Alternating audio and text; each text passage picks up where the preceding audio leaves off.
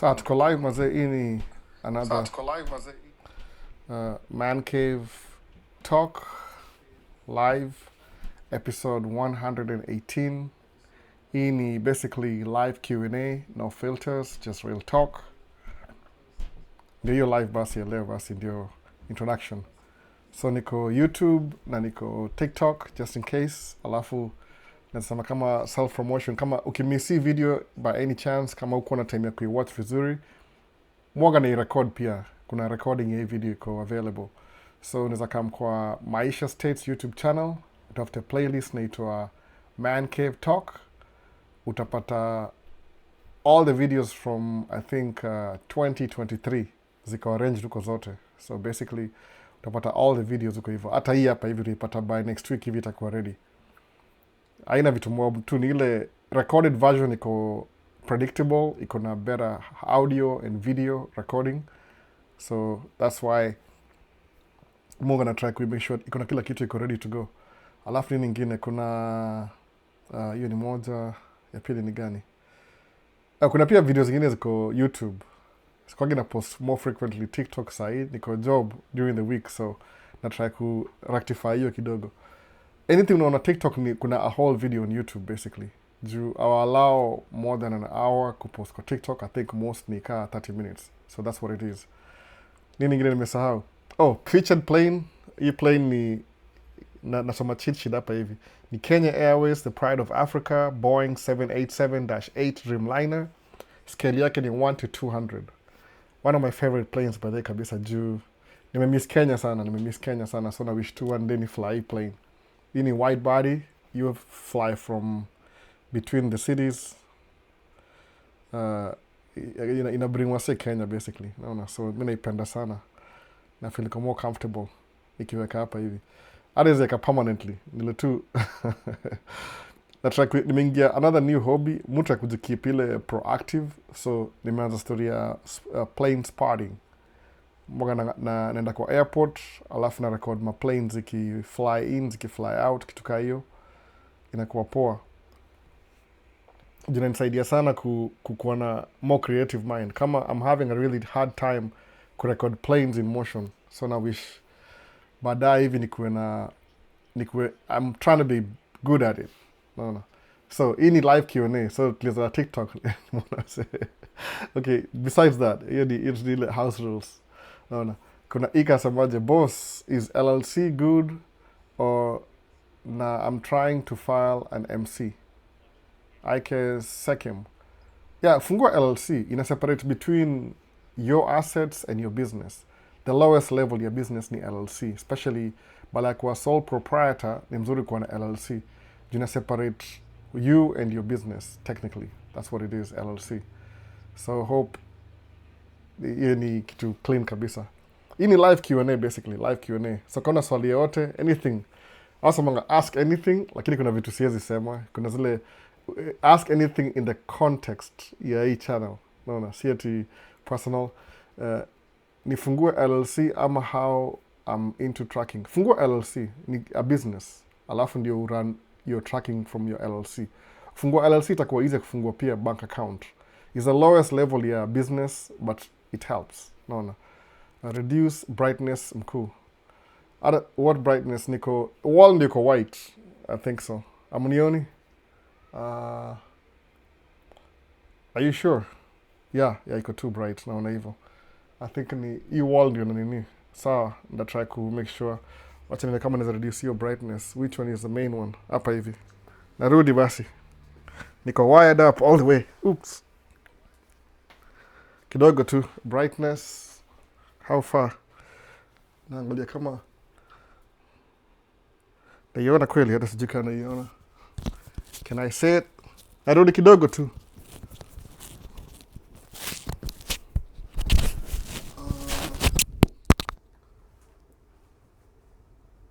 Oh, kuna 95%.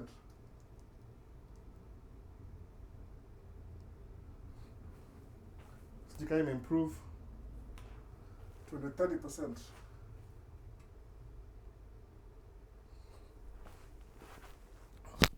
Maisha microphone.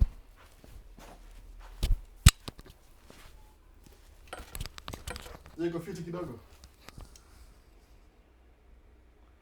Wall iko white nyuma. That's why. Your wall imekatia sana. I think iko 95%. Who did that? My microphone tena. Pole kidogo. Bye. Microphone. Ndio hii hapa hivi na hii set hapa hivi. Na recording audio pia separately. So backup. Do you see it happen? It happened before. Nishakuwa na audio failure so many times. Sasa, hope iko poa sasa, inakaa a little bit better. Ilikuwa 95%. Yeah, that's better. Na hapa hivi, I think so. Ilikuwa too bright. Sasa, so, okay. Thanks bana, Sakim, thanks. Reduce brightness. Thanks. Hata sikuwa na notice hivyo. Siku hizi hao watu ukujanga hapa. Uko kadi. Israel, uko kadi. What does that mean exactly? Encourage your viewers to share the live, invite more friends. Nini imesema hivyo? TikTok inasema hivyo. Airport operation job, is it high demand there? Utaipata, lakini kuna ile ni kama nazisema aje, mostly ni kama entry level job, alafu una grow on your rank as you go. Unaona hivyo? Me, if honestly speaking, if I knew, it's just ukuja hapa States ni ile whoever ule anakuchukua, ule the person who, what do you call it, ule anakuchukua, anaku orient, ndio inamata sana. Yani your host inamata sana juu either atakuchanua ama atakulead place ingine. Lakini mimi nilikuwa very highly observant, but sikuwa najua how to go about it kwa sababu community yangu ilikuwa na anybody anafanya kazi kwa airport. Na believe kama ningeenda hiyo route ya airport, ningekuwa nafanya kazi kwa, ningekuwa maybe pilot by now. Naona. Juu ni ile exposure ni mzuri. That's why try kudu hizo vitu zote hizo na try ku. It's just that I wish ningefungua more ile mjue kile happen. Kuna more opportunities. Naona. Uko kadi bro. Uko kadi. What does that mean, uko kadi, man? What's kadi? Sijuagi mingi sana. Uko kadi means you're eligible to vote for the next election in Kenya. Oh, sasa ngeniambia hivyo. Ndajuaje hizo vitu bana wewe? Unajua 19 years absent from Kenya. Long time. Ndajua vitu mob kweli. I wish ningekuwa hivyo. Wewe kwani si Mkenya? Najuaje kadi bana? How? How? No, how? Nimekaa hapa hivi 19 years. Kuna mtoto alizaliwa nikikuwa Kenya, saa hiyo kuna ID, ako 18, nikitoka Kenya. Naona. Nipatie job, nikuchanue. Sa job gani nakupatia? My G, right ya age kukam States ni hakuna nini, hakuna age limit. Kama unaweza kamwe kuja tu kwa sababu the younger you are the better, kwa sababu utakuwa na time. Unajua everything you grow over time na process. So inakuwa ni ile grow over time, unapata una get to where you want to be. Unaona hivyo? So nitakuwa na kuupdate. Si lazima nijue hiki. Msema lugha ukilearn kama kuongea, tuseme unaangalia one of the number, ukilearn kuongea kama Mandarin, which is China, alafu ujue maybe a little bit of Spanish, alafu ujue maybe French, ujue English. Just kujua tu hizo language alone, hizo kama 4, 5, 6 languages hivi, fluently communicate anything you want, you can make a lot of money. Jura tap in kwa hizo market, ile place watu wengi wako included. Mona, utatap in kwa hiyo market. Yani just learning a new language itakuwa poa sana. I wish I could do that. Niza learn kama Mandarin. Mona, kama kuna mseoga very famous wanga Wodemaya anaongeanga Chinese, ile Mandarin. So alianza channel yake, akasema anataka kukam Africa kunini sasa angalia mali yuko.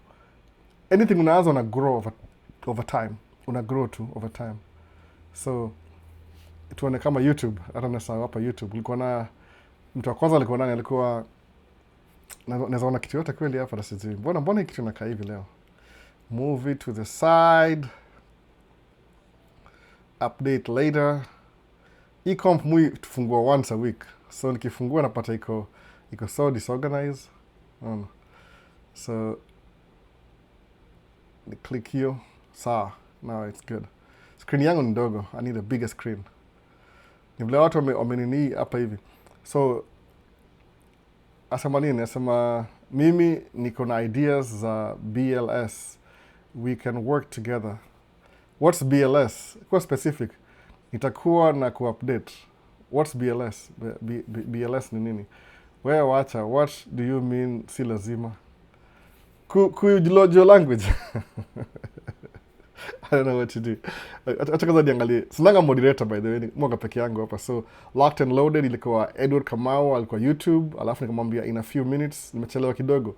Nikana watch something to do with some guy was traveling from Dubai, UAE to Kenya na Kenya Airways. I think nimesema Russia hivi. Kitu kaa hiyo. I really enjoyed it. An hour ago. No, I changed the name. Drive Zone Models. Oh, do you sell Vini? Do you sell? Ama unafanya nini?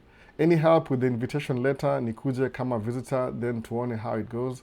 Isaac Ondiek Aizo. I can't. Utanyimwa visa mostly. Kwa sababu ni kitu acha nisemeaje. Just being honest. Also embassy, unless there's some 1% chance, unaweza pale kuandikia barua 1% chance, but 99% utanyimwa. Kwa nini? What relationship does me and you have? Hakuna. Unless ni kitu kama function hivi, ama ni kitu iko my field of work. Seme kama ningekuwa traveler, YouTuber, ama niko na convention, something like that. But hizo ni vitu siwezi afford sahi. Lazima ukuwe na hall na kila kitu. But 99% hautapewa visa juu ya hiyo invitation letter. The best you can do sahi kama unakuja States, kama uko na hiyo resources, if you're thinking about it, kama kuna beste fulani atajitambua mwenyewe hapa hivi. Last week alipata visa ya kuja kufanya kwa World Cup. Ile World Cup inakuwa, I think this summer, something World Cup finals. So atakuja hapa hivi kufanya job kwa World Cup. Hiyo ni reason, it's a really good reason to get a visa. Mwana ameget visa. So atajitambua tu mwenyewe. Ni mtu alikuwa Dubai, Middle East, akafanya job. So napata ile background yake ilimsaidia kumove to the next step. Sometimes ni ile competitiveness. Kuna vitu kifanya unaonekana uko serious about it. Kama uko serious, ina move to the next step. But kama uko I will represent whatever you're trying to sell, inakuwa hard kusell hiyo, inakuwa hard sell. No. Itonga hard sell. Hard sell. Naweza move kitu sioni view vizuri mpaka hapo. So what next? Hii screen ni ndogo, imekuwa ndogo. Nafaa nitafute screen kubwa, ni project kwa TV. Anyway, okay, so in a few minutes kulikuwa na Vincent ako YouTube. Vincent alisema hello brother, big brother. Hi Vincent. Unaweza kama gari siku hizi. Martin Nderege. Kuna wasa watch pia YouTube, so live iko both sides. Live Q&A. Present here Vincent amesema hivyo. Amesema like and subscribe on your way in. Niko nimesema hivi. Kama ukibring nikipata 10k subscribers on YouTube, I'll give away camera. Na anything else you want. Yani, it's like I'm trying to build a content creator in life. Make it easier. So nakupatia camera, if it's possible kutumia, na wireless microphone, whatever you want, sijui. Ile first gift. Itakuwa kama 10 things I'll give away. Kwa sababu ni kama a milestone kufika 10k subscribers on YouTube. So kama watch TikTok, endo subscribe, alafu ndio tuko na hiyo raffle haraka tumalize. I think nimebakisha kama maybe 300 subscribers nifike 10k. 300 tu, mko wengi sana. Ifike huko hivyo. Though nafaa kukuwa na more interesting videos. Nimekuwa a little bit zoned in. Sikuwagi na mbali sana like I used to, because watu hiyo wamekuwa, huyo mdogo especially amekuwa very handy. Lazima tumwangalie. Microphone iko on my face, I think so. So, like and subscribe, wase. Alafu kuna Lorena Gomez. Hi Lorena Gomez. Semaje, I need okay, sijui. Naskip hizo comments mbaya. So kuna nani, kuna Albo sema tuko kadi. Tuko kadi, sawa. Sasa nimeelewa kwa kadi maanisha can I vote? Sijui kana za vote sasa, I don't even know. Dero Travels namuona hapa hivi joined. Sawa, tumecatch up na YouTube. How are you brother? I'm doing just good. I'm fine by the way. Nimefanya job 3 days last week, I think so. The previous week ilikuwa 2 days. Nilitry kurecord this time, sikusahau. Unajua nimekuwa off kidogo. So nimerecord video kidogo.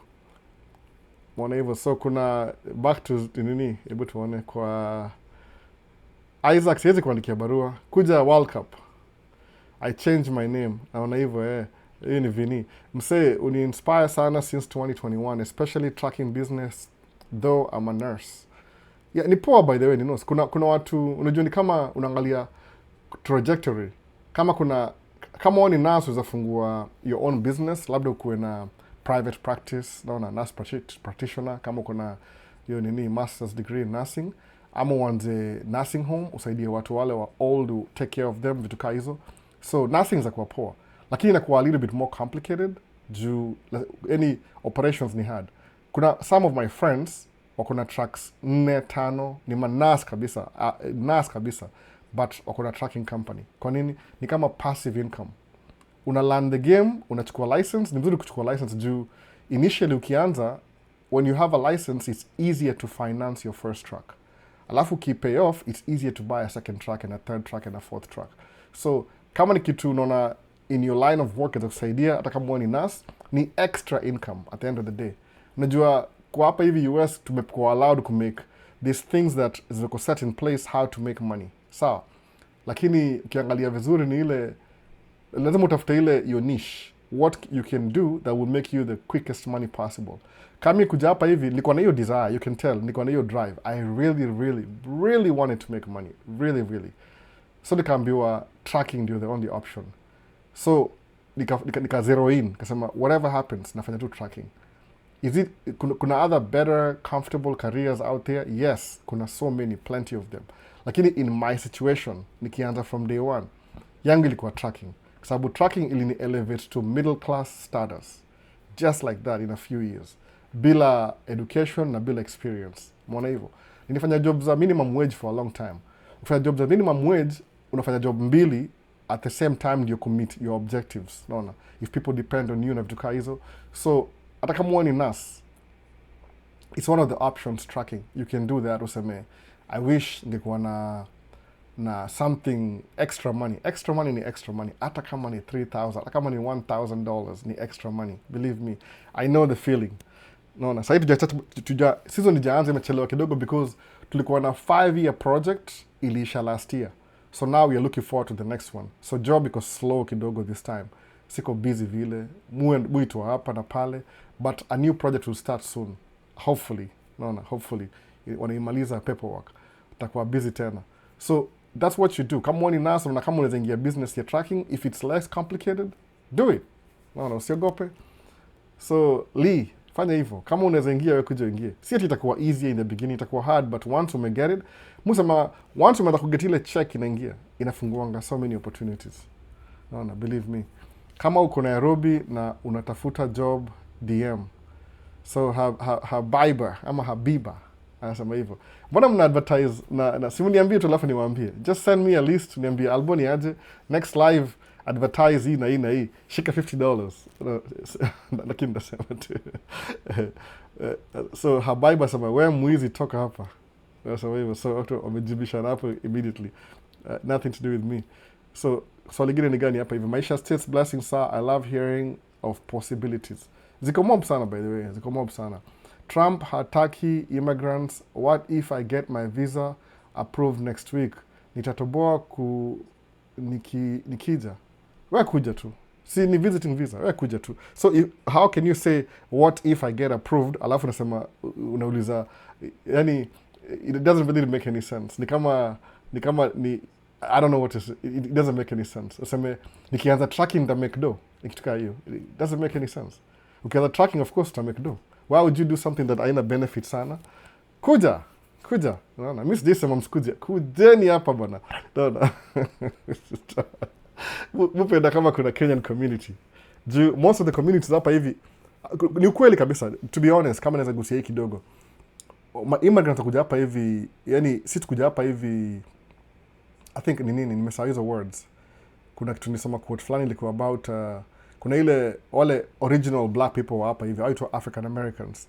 Our history yao, the whole entire history yao imekuwa slavery, okikuwa ni kama wanakazi wa maisha, this and that. So sikupenda kwa wati vile au act wamekuwa so many things have been denied from them. Institutionalized, by the way. Sisi ni ile ati ni kitu tu, oh by the way, yani on purpose, structural. Iko tu anytime wako na upward mobility, wanai cut down, naona, institutionalize. So imekuwa for a long time ikifanyika hivyo.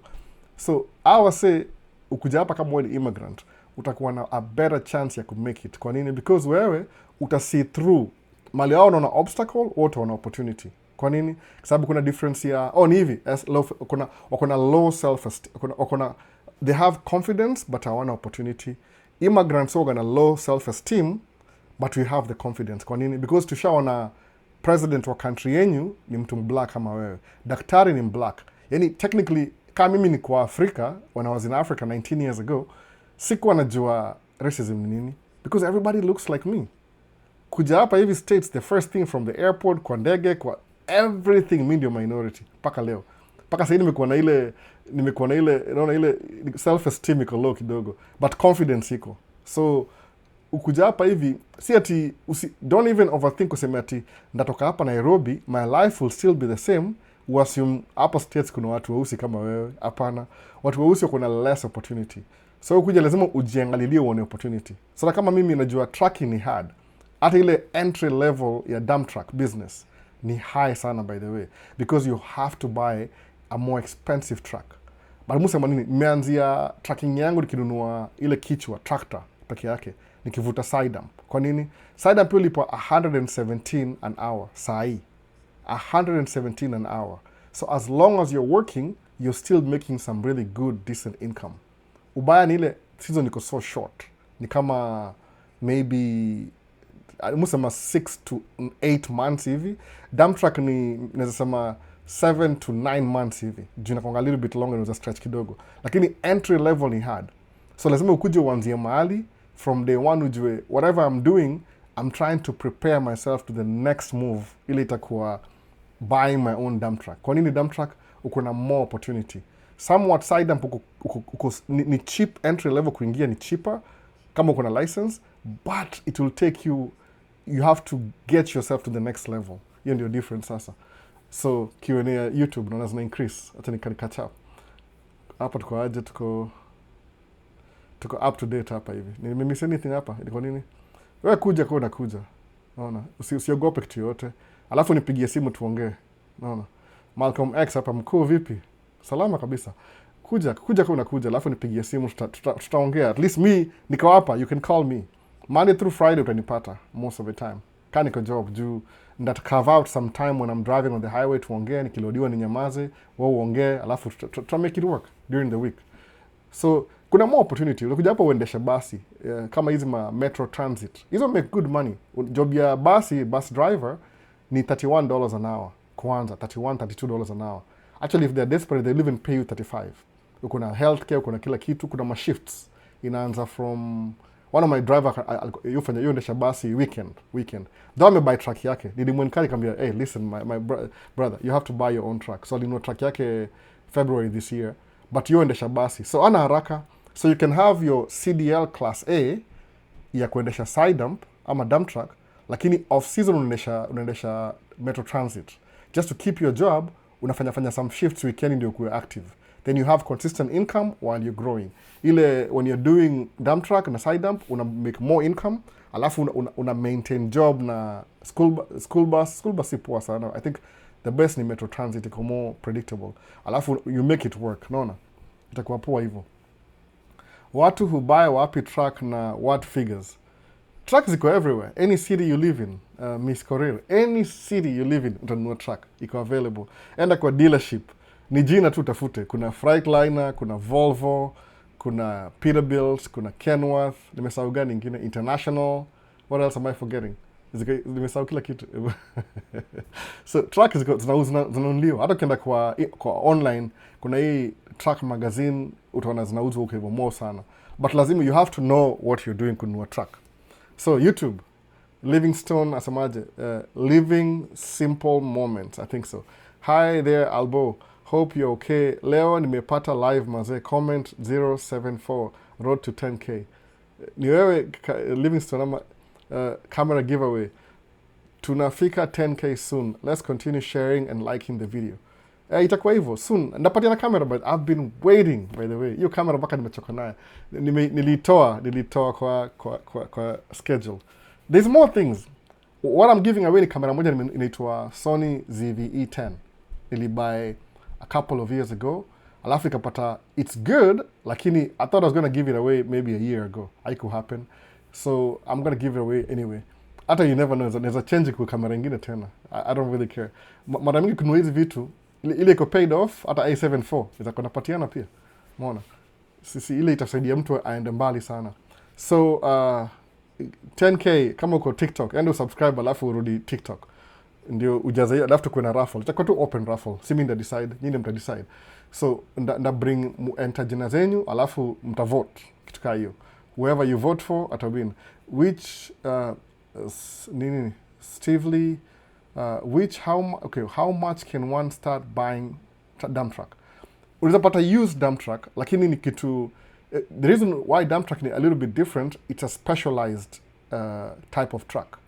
From the factory inakam kama iko retrofitted na everything. Yani from the factory it's a dump truck. Unaona hivyo? So difference hiyo ni hivi, because it's a dump truck for the kama kuna hii function ya ku dump load. Hiyo itwa PTO na wet kit system. Dump truck hiyo come from the factory kunayo inbuilt. Ile yani kwa engine na transmission ziko pamoja hivi, PTO iko incorporated already. Button yani unapata tu iko ready to go. The only thing aweki kwa factory ni ile wanakupatia option ya ile box, ile box. Kuna so many box manufacturers. So if you want aluminum, if you want steel, preferable muse manunua steel. Kwa sababu steel is a little bit heavy, lakini utakuwa more open to more work. Sawa, kama yangu ni steel box. So because dump truck inanunuliwa from the factory, direct from the factory, retrofitted, if you're buying a used one, imekula mileage, actual construction mileage. Mona, hiyo ndio difference.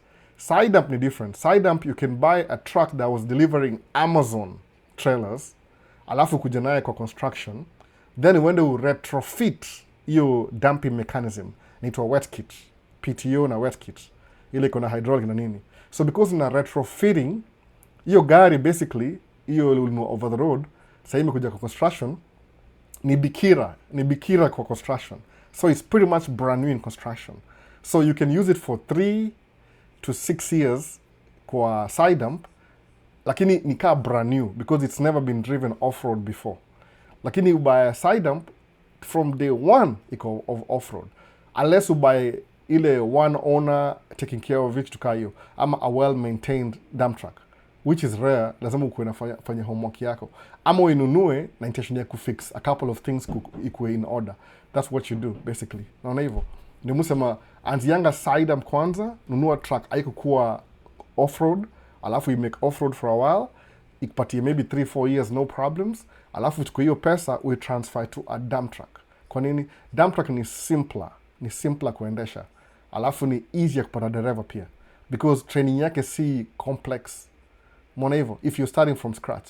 But kama uko na pesa, sometimes wana require 80,000 down payment kununua dump truck. So there's so many things you can do with 80,000 before fikiria kununua dump truck. Unaona hivyo? Kuna msee labda akuwa na 80,000 anasema aje, wacha niende Kenya, ninunue shamba, kiwanja hivi mahali land, alafu ni build ma apartment building. Zina generate income ya, I don't know, 6,000 a month, mona na 80,000.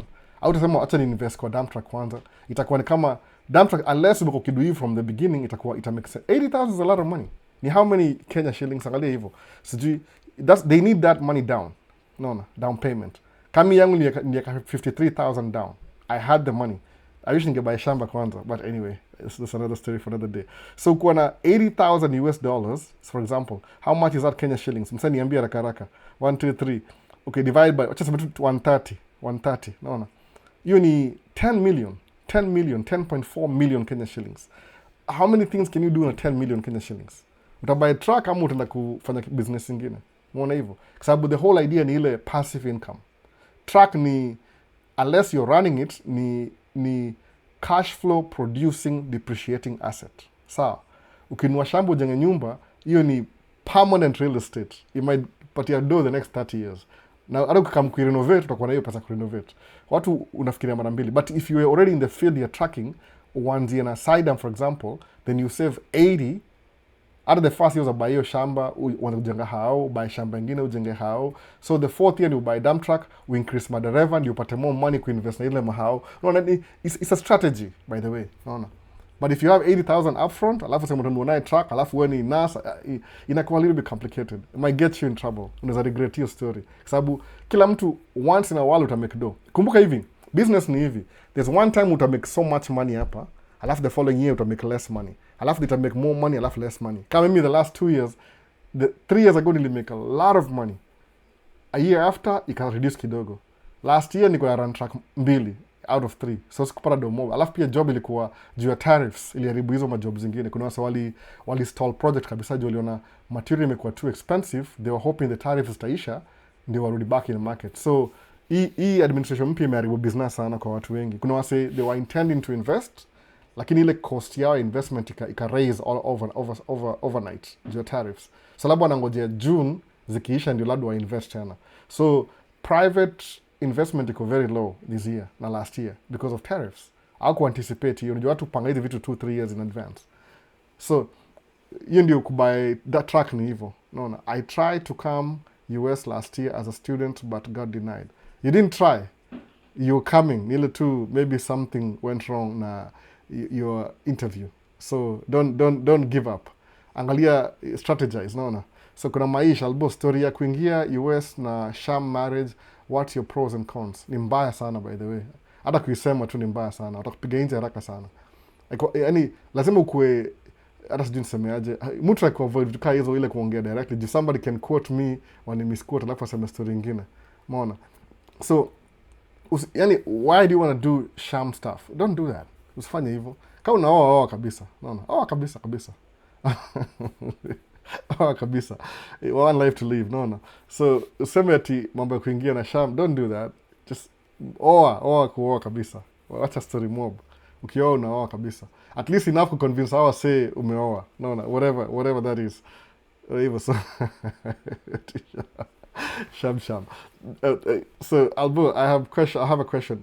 Between Peterbilt and Volvo dump truck, which one is better, and why did you prefer Volvo? Edward Kamau, mimi personally napenda Volvo because ni ile comfort you're driving. So if you're gonna buy a brand new truck, brand new, kama yangu ilikuwa na 34 miles nikinunua, ile tu wali drive kwenda kwa ile factory kwa box na wakairudisha 34 miles away, ilikuwa brand new. So for me, I prefer Volvo. Because Volvo, the way it's designed, ni kama gari ndogo. It's very comfortable. Hiyo cab yake iko spacious. So this is something that I spend 8, 9, 10 hours a day in. So it better be to my preference. Lakini if you're just getting started, na unataka kuanza na dump truck na una pesa enough, nunua Freightliner. Because Freightliner ni kama Toyota Corolla. Iko everywhere. Word ni ubiquitous. Iko everywhere. Unaona? Ubiquitous. Ubiquitous.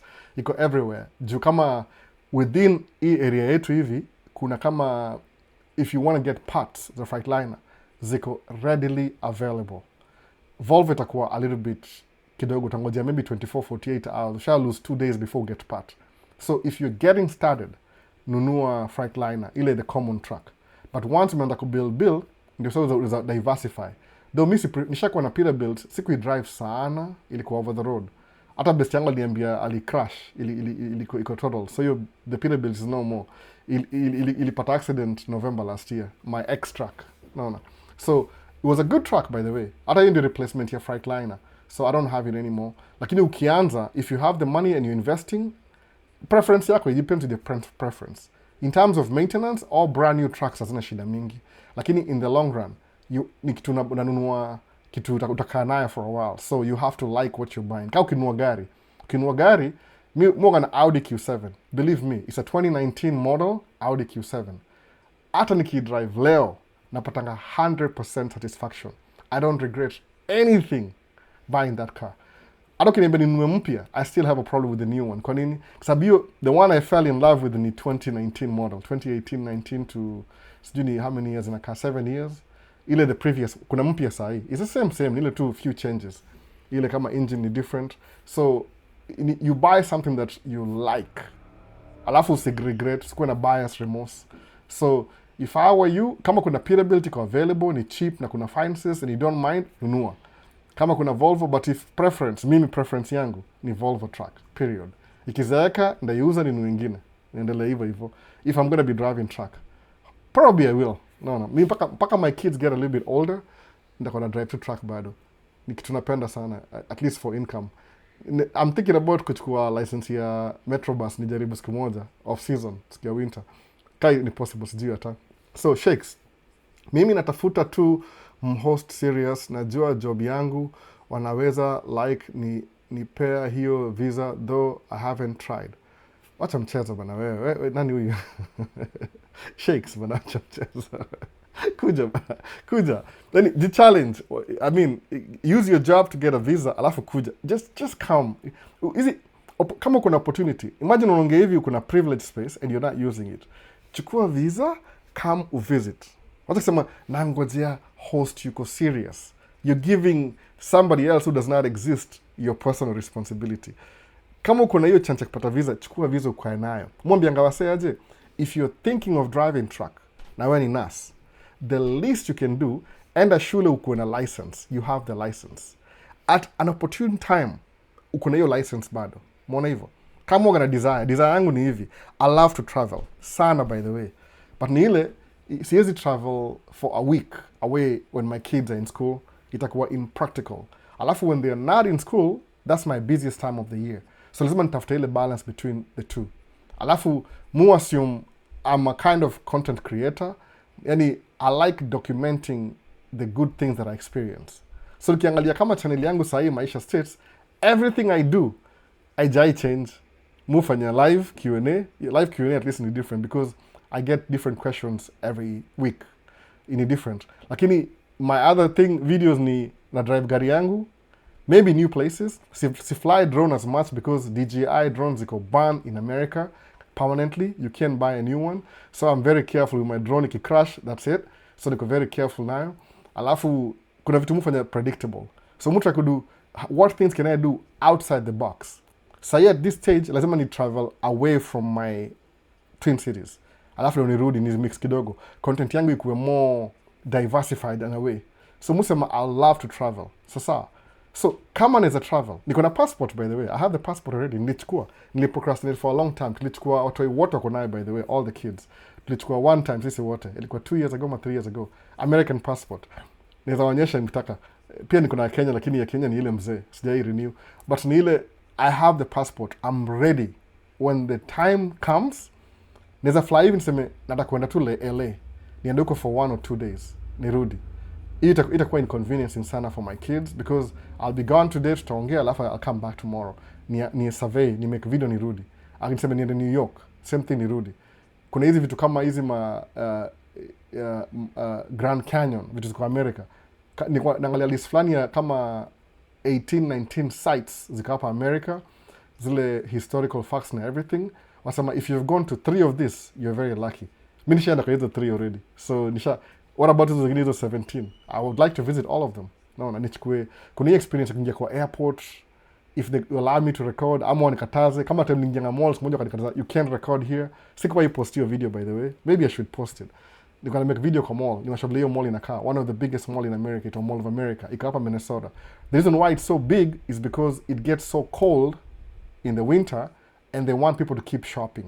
So everything iko indoor. No. Something like that. Iko na hizo ideas. Lakini because one of my kids is really young, 2.5, siwezi travel sana. I have to be around. Tunasaidiana na wife. No. That's why.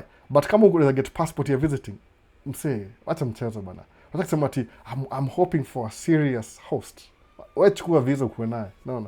Serious, najua job yangu. I mean, I could be that serious. I mean, mimi uwezi ingia kwa hii nyumba. There's occupants hapa hivi kwa nyumba. Anyway, tuendelee to move on. So, I meant you literally do it on paper, but eventually after a while you part ways. I don't even think about it like that. No. It could be, the people do that sometimes, lakini the fact, hao watu watajua, ni ma psychologist. Uoe. No. Uoe kabisa. Ama uniulize kwa DM, nikwambie exactly what you're saying. Nitafute by the way Maisha. Nitafute kwa TikTok tuongee. Meaning Freightliner is Actros Mercedes-Benz in Kenya. Yeah, it is. Ni the same company. Daimler Trucks. Daimler Trucks inauzanga kuna different settings. Najua Europe barabara zao ni narrow. America nao gana the difference between sijui tonnage. America soga tunabeba less than everybody. Ni kama 80,000 pounds a loaded truck.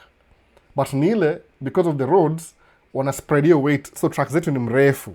They are longer. Kama trailer ni 53 feet. Sijui ni how many meters. Alafu tractor na trailer itakuwa kama 70 feet long. So ni long, ina stretch mzigo hivi. So ni less weight, alafu ina stretch. Ni mambo tu ya vile barabara ziko construct. Yani America, trucks za America ziko based on, I think the most important ni bridge. Hizi mabridge hizi. So bridge zimetengenezwa to handle 80,000 pounds, maybe ni 100,000 pounds. So anything above hiyo ita sink bridge. So ni bridge restrictions. So unapata trucks za America ni mrefu but tunabeba less load. Za Europe ni fupi but ziko na more load, kitu kaa hiyo for example. So Actros ni iko built ku handle European market. America nao taka ile engine iko mbele, alafu cab, alafu sleeper iko stretched out. Interstates, they are built for that. The only restrictions here, America, one of the biggest restrictions ni bridge. Outright to keep bridge last longer, maybe 100 years. So waki-improve, wakatapigana na watu wa Iran, waseme, let's take that money, ya kununua Patriots meets $1 billion, tutengeneza barabara nini, yani hizi bridges zote America, zikuwe updated, wata increase your weight, will be hauling more. Naona hivyo. So falling from Colorado Springs, Martinez, Cags, ni barabara, ni mambo na barabara tu. So Actros ni same engine kwa Actros, I think so specifically, itakuwa kwa Freightliner. Same thing. Actually, Freightliner engine yao ni Mercedes-Benz. Naona. But hiyo ndio one of the number one selling truck in the world. So ziko more common. Sasa. So 9 of us who are watching now, let's like the live. Frankly, amesema hivyo. Kama uko YouTube, like live. Like tu ile itasaidia engagement. Mona, naona the Ochieng family ameingia hapa hivi, ni Aji Albo catching live from Kitengela. Karibu sana. Fist bump. Naona. Kindly explain how much 1 liter in states compared to Kenya. 1 liter, man, niko na chupa hapa hivi. 1 liter ni, okay, 1 gallon ni, well, sijui. 1 gallon, 1 liter. How many ounces? Angalia conversion. I think approximately 1 gallon ni kama 3 liters. Approximately. 1 gallon ni kama 3 liters. So kama uko na 1 liter, 1, 2, 3 liters ndio ni difference ya hiyo metric system na American. Unaona, kwa ile it has those two. America waliamua kustick na the old ways of, sababu metric ni the new one. Most of the world ni metric. Ile centimeters, meters, kilometers. America ni inches, ounces, older unit of measurements. Mwana hivyo. Is it advisable to do heavy truck training in the US or in Kenya? If you're planning to drive in the US, do it in the US. If you're planning to drive in Kenya, do it in Kenya. Naweza sema tu hivyo.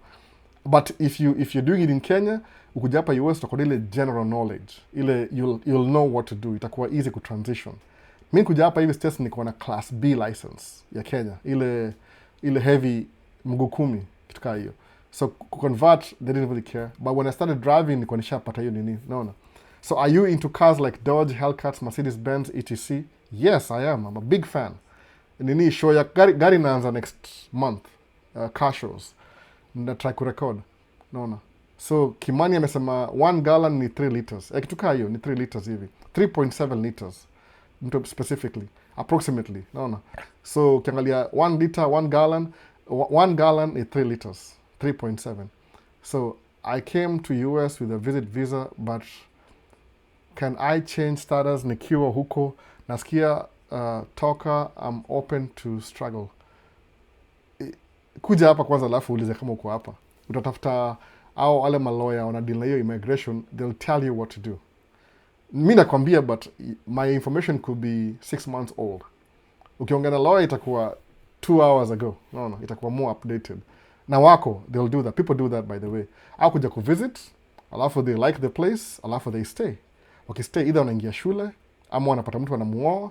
Wakishamuoa ile kuna hiyo arrangement, kama umeoa mtu ile tu mambo ya taxes unaweza sponsor kwa raia by naturalization, alafu akishakuwa naturalization mtakaa na yeye, utakuwa na watu wengi sana. Nasema watu wako hapa hivi kutoka Kenya, approximately 80% of everybody you know wako hapa US walikam kutembea, wakakwama hapa na vitu zingine, wakakuwa file either kampuni kufilia green card ama uoe mtu. Kuna hizo ni legally allowed, kuna path ile mtu akakuza ile illegally, hapana, kuna legally allowed.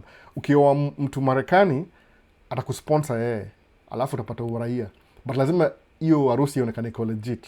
So watu semanga hivi, unakuwa na mtoto once you have a kid, inasaidia sana by the way, because kama wewe ni non-immigrant, that means au participate na economy ya America directly.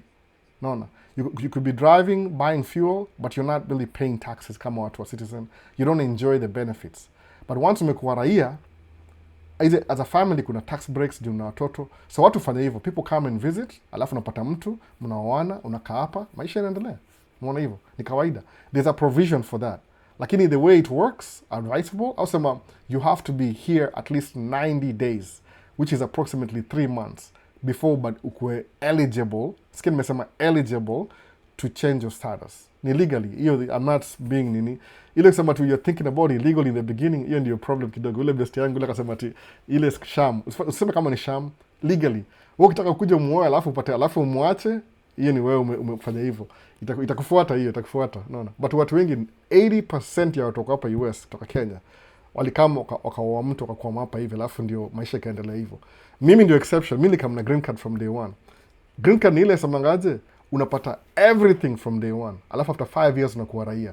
So mimi I didn't have to marry somebody nilikuwa na uraia, but then ukimarry wife ni mgoso, niko raia already. No, there's nothing aliniletea value ali add ni companionship na watoi. No, lakini niko na uraia already. I was in business already, so that's what nasema hivyo. So siogope sana ito kama that's why the 90 days fiance show. Yeah, exactly. Maybe that's why it's that 90 days. No, Kimani Capital. Oh, thanks. That's what it is, sasa. Price varies in different states. $1 is how much in states? $1, it varies. Kama sahi ile fuel ya, kama mimi diesel ni kama almost $5. Very expensive. It's eating up on my profit. Every time nikienda kufuel gari yangu last week, niko nalia uchungu tu. Nikifuel. It's so expensive. Alafu, the worst thing that happened to me last week. Unaona vile fuel imekuwa so expensive, I was fueling, nikatapiga story, nikasahau. Ikamwaga mafuta hapo chini, nilisikia uchungu. Karibu nianze blow na pipe. Nirudisha kwa tangi. Fuel is expensive, alafu inamwagika. Nisiko na pay attention. Hiyo pump ilikuwa too slow. Umeona? So it's hard though. It's kama average limutumia kama $3,000 fuel every month approximately.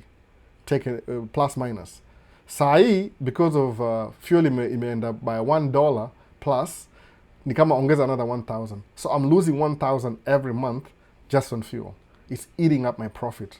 Though it's complaining, by the way, because in the business. I mean, business up and down. That's what it is. Ile tu, at the end of the day, una even out. You get your money, you pay your bills, and you move on. Hiyo ndio your business. Sasa mati staying tracking because uchumi imekuwa hard. I stick to it. No, I stick to it. Mwana hivyo. Ni kama sasa tuseme, which is the best example as I give. Niko nafikiri ingine sasa sema, acha ni change mind haraka. Hiyo ni si mzuri. That's what it is though. Ona. Is green card open? Nimesikia rumors, see official statement that they might reopen it next month. Ni rumor, see official statement, which is supposed to, I mean, so I hope they do. Wafanya moja April, nyingine September. I love it, man. Mi utakatwa kuja hapa. Are you kidding me? Kujeni. Kujeni, bana. No, this day, I'm not gatekeeping. Kuja. Ile tuko na reverse colonialism.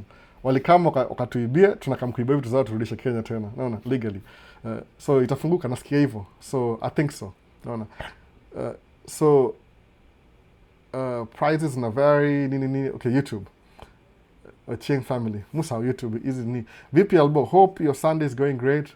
How wanna advertise kazi TikTok ni wakora who scam watu, just block them from the platform. Anasema anilipe ni advertise. See, it's free. Let them lose something.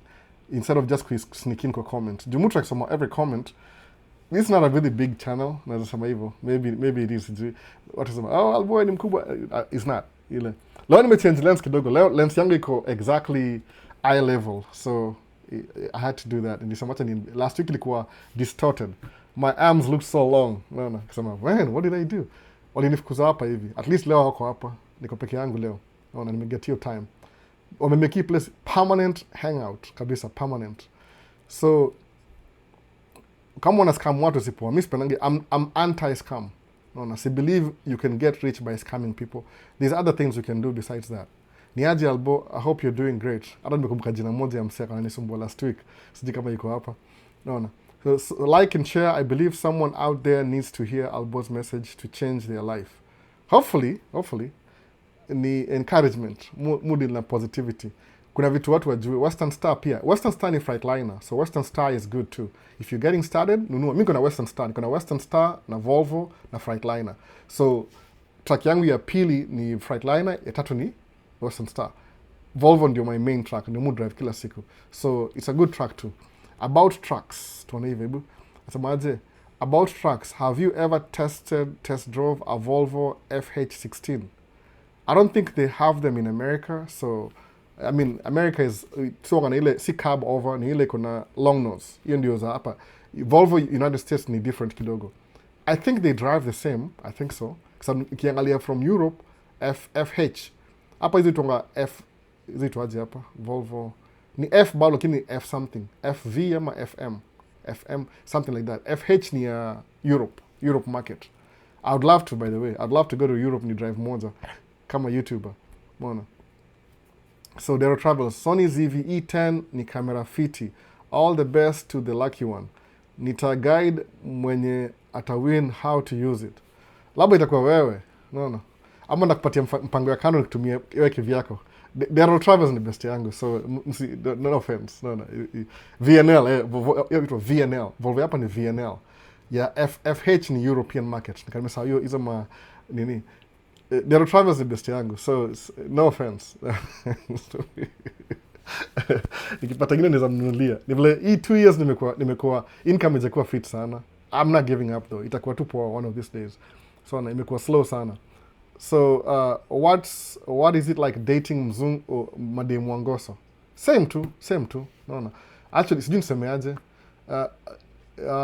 Preference yangu ni poa nikuwe na Mwafrika preference, lakini I'm married so too late. The same too, by the way. Ni ile kuna ile mtago through zile cultural differences alafu utazoea tu. Naona ni same thing. Naona kuna the same steering wheel, same gearbox, same engine, oil change, everything the same too. You just driving a car, same thing. Ile kuna hiyo cultural differences alafu kuna mali mta agree. Alafu hata sio wazungu, kuna ile background ya mtu bila amegrow. Muone hivyo sasa. Kama yoga muone everything as an opportunity. I want kama naongea juu ya specifically my wife. Muone everything kama opportunity. You wanna initwangaje? You wanna kama anataka kukua tu, what do you call it? She wants just to live life. Yeah, ananga ile motivation ya kukuwa na opportunity because nothing kwa life yake I'm sure you have to work hard. Hakuna. Naona, if you grow up. Of course, si ati walikuwa tajiri sana, but ni ile you want tu kama she wants to live life. Ana ile motivation ati what comes after. Mimi juniko hapa kama feel a little bit different. Muona kama I have to do this and that and this and that. Lazima nikuwe busy. I'm always trying to ile cover up my safety net. Yeah, yuko YOLO. But hiyo ni too. I'm not saying all of them are like that. It depends on background yake. Lakini in the same too. No. Yani, maybe itakuwa different in the beginning, compare. Like if you've never dated before, alafu kuja hapo States, demu wako kwanza akuwe mzungu, uanzie hapo. That's all you know. No, simple. Hautajua kitu kingine. Mimi, nishakuwa everywhere. Anyway, another story for another day. Sitaki kupatia ideas hapa. So, nadanganya, I'm just stretching it. Si kweli hiyo. So, does green card dictate which state you live? No, you can live anywhere in America. Anywhere. Any American citizen, anywhere. No. Isaac, the skyscraper got a mentor or start as a truck driver. Thank you for coming on here to encourage us to keep trying. Na kutumia ikiwa real. kutupea okay sasa okay sasa nimeelewa nisema vibaya. I'm in CA California thinking of starting trucking company. Where should I begin? Get a license. First get a license. Once you have a license, kwa sababu hiyo ndio kama minimum requirement. Then start a company just to separate your personal assets and your business assets. That's why you start a company.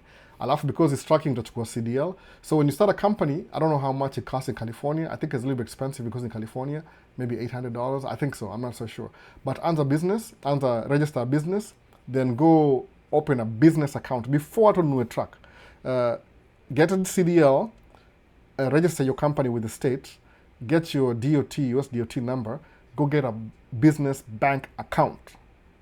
Then if you have money, go buy a truck and start running your business. If you're not so sure, have those things in place, go drive for somebody for a few months.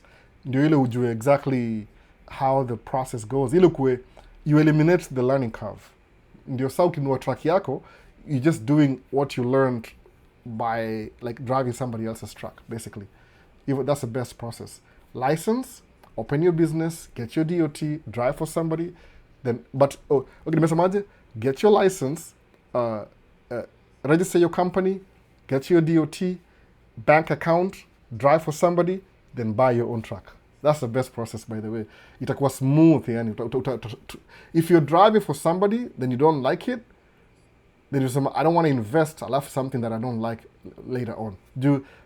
I know trucking in Minneapolis, St. Paul metro area. Sijui California, which is LA, sijui, I don't know how it works. Though ukinichukua nipeleke LA, I'll figure it out. Kwa nini? Juu natumia my prior experience ya Minnesota to make it work over there. Mona. One of my goals ni ile, I like being home every night because of my kids.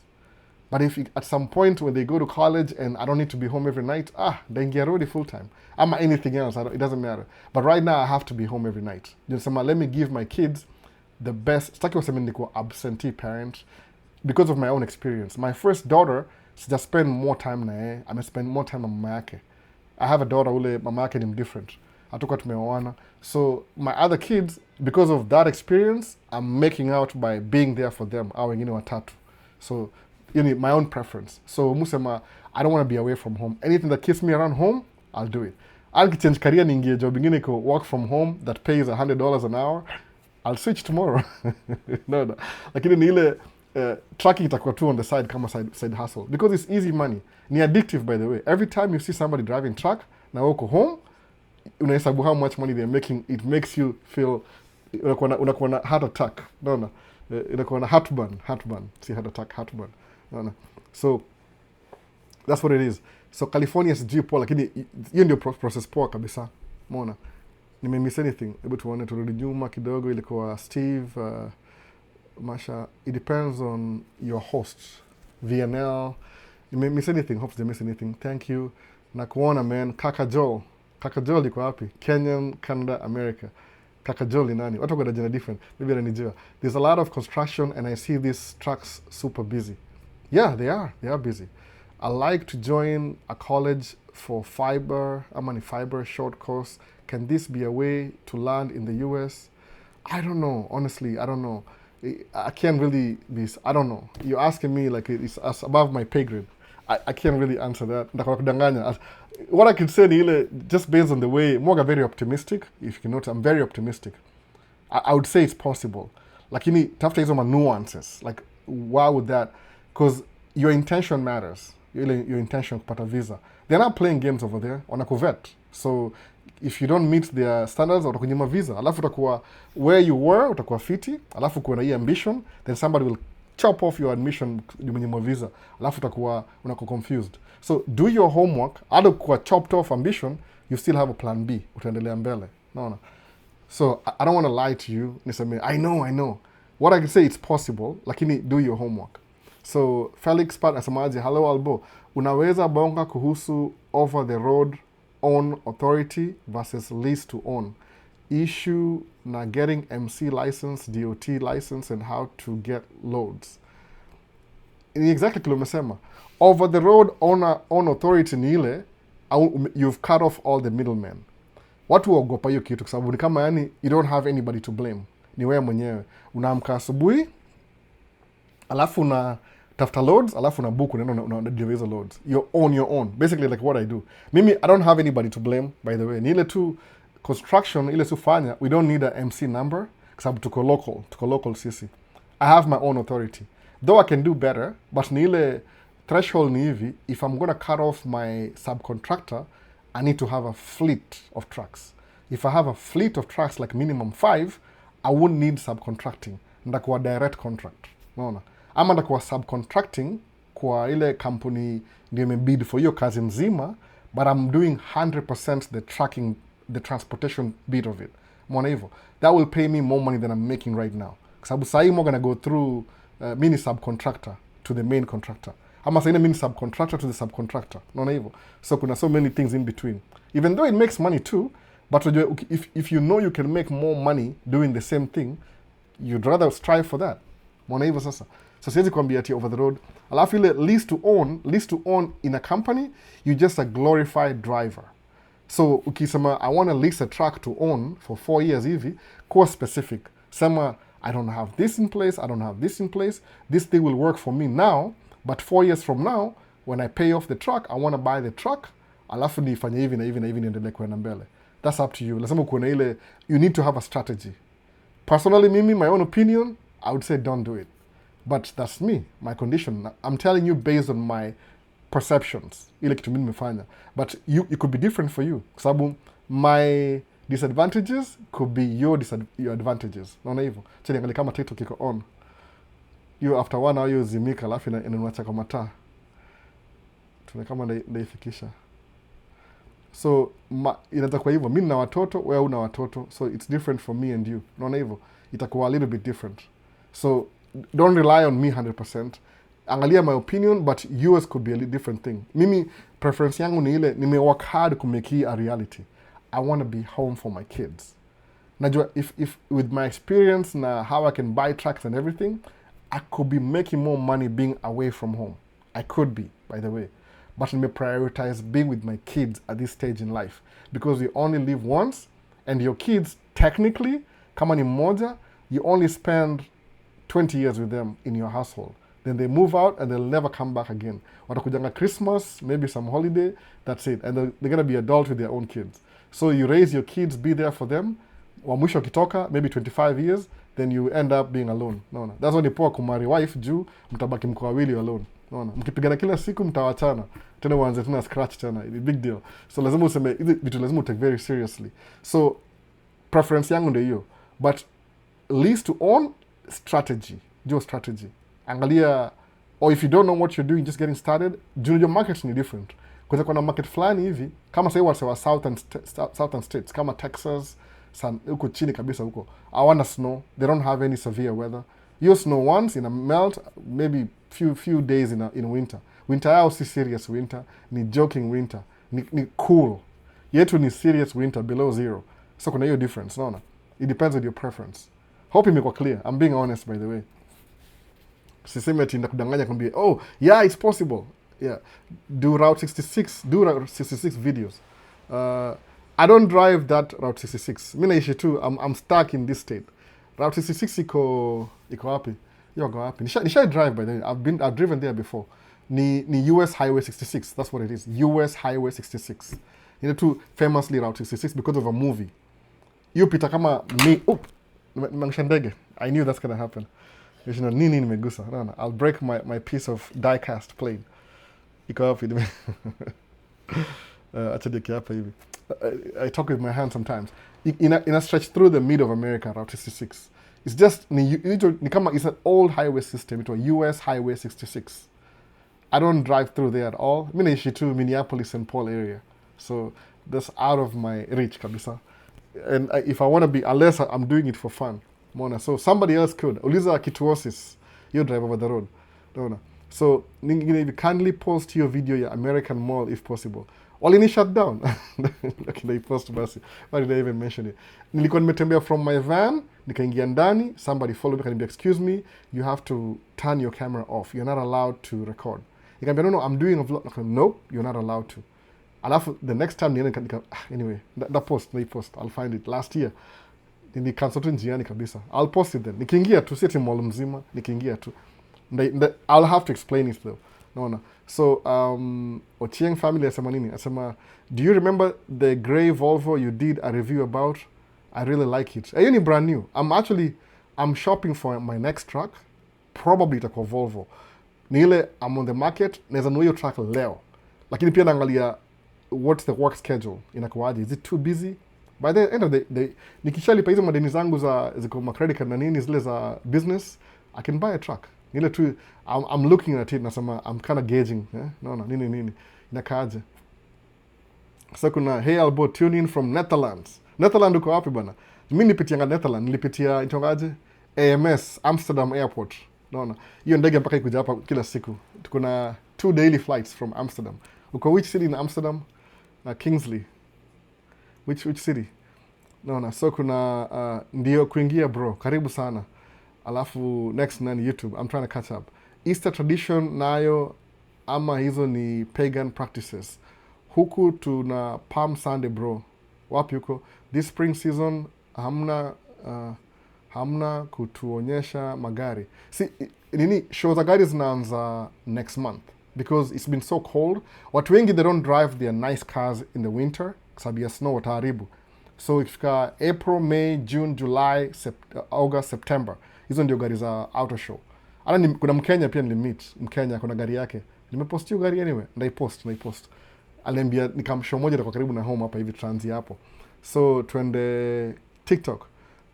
Na kuona man, hiyo nishapita. There's a lot of construction I see. I like join college nishamaliza. You're talking about some time back professional course. Expand on this. You're talking sometimes back about professional courses.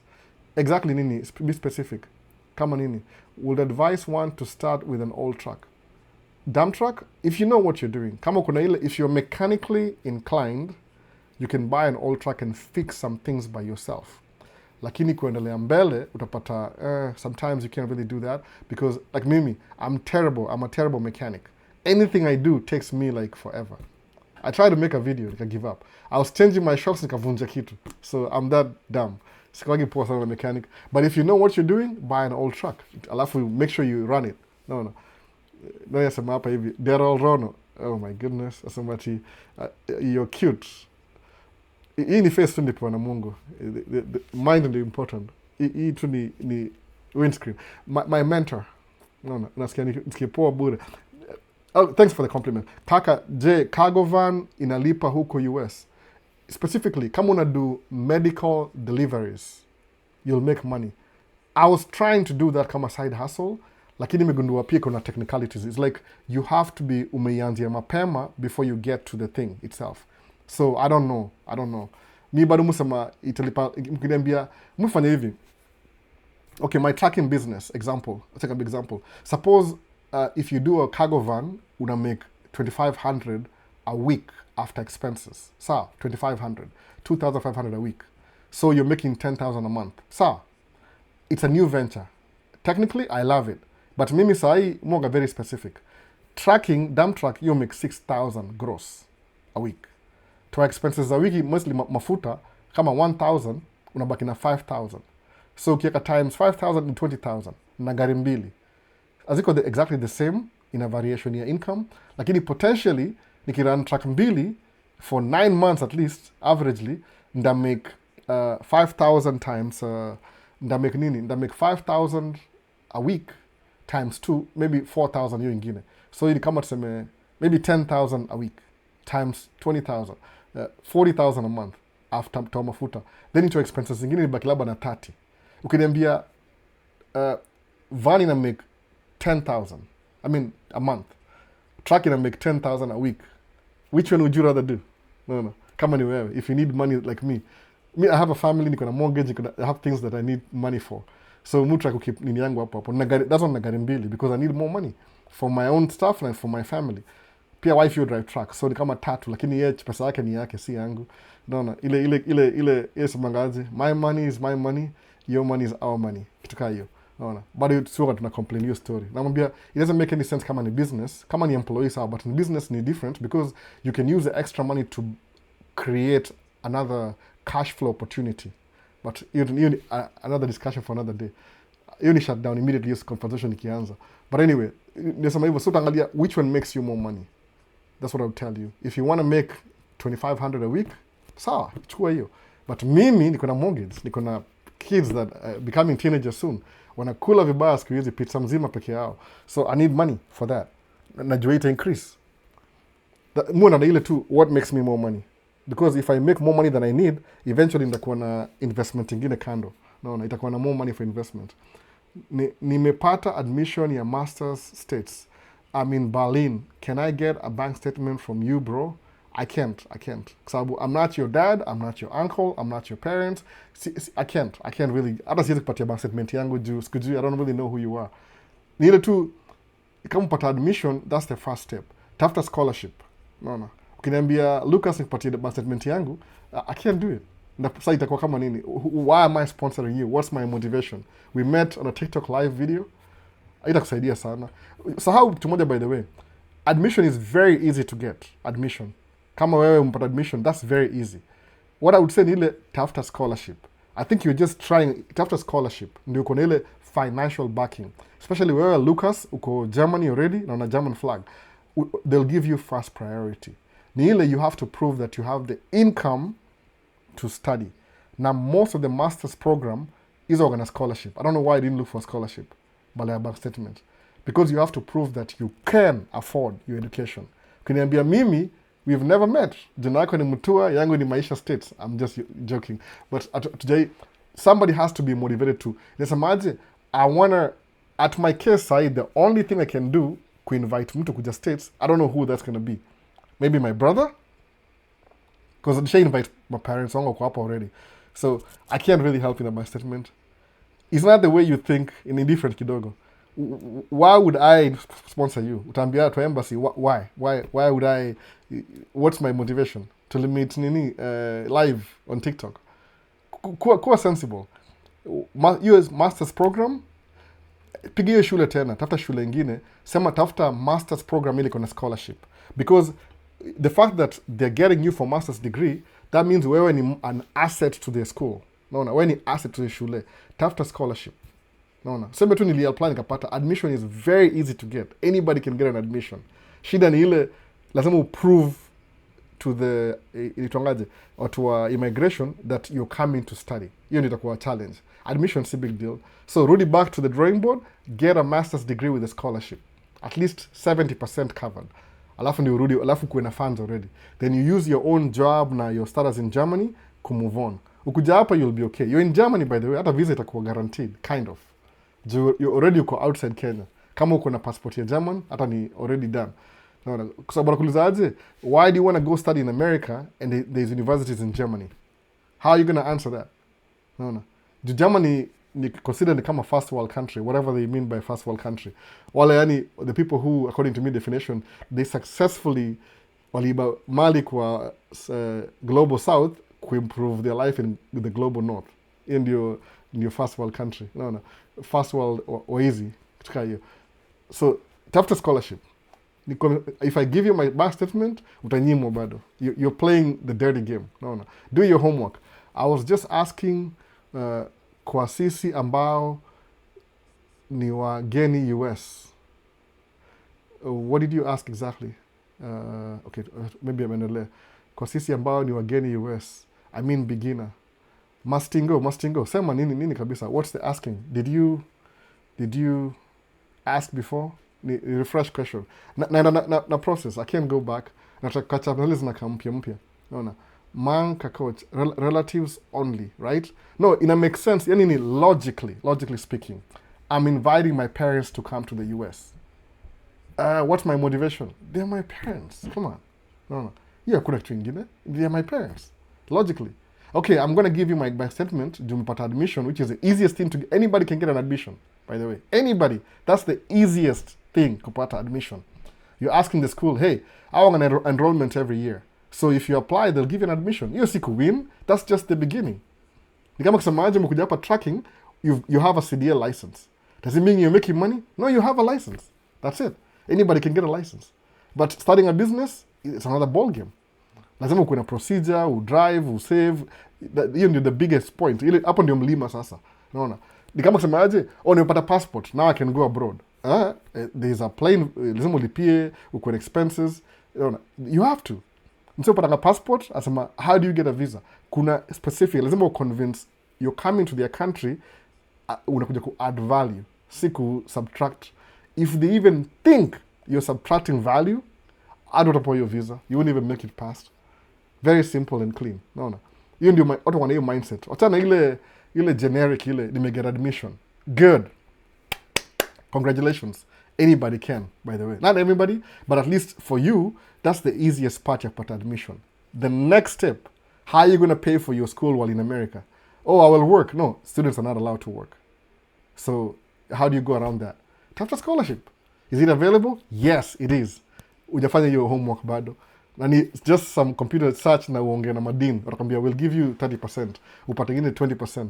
Sinani Victor Ochieng, yuko University of California, Berkeley, anadu master's program, ni journalist, alipewa full scholarship. No. What did he do? Ali ask. I wish angekuwa hapa. Labda yuko hapa. Yo usikiza kichini chini. Umulize, how did you do this? Atakwambia, I did it. No. You're selling yourself short. Tafuta master's degree and a scholarship. No. Because now you prove point. If you can get the master's degree, that means you're eligible for a scholarship. That's how good you are. No. Nimesema nini wa Afrika uko na nini? Uko na ile low self-esteem, but uko na confidence.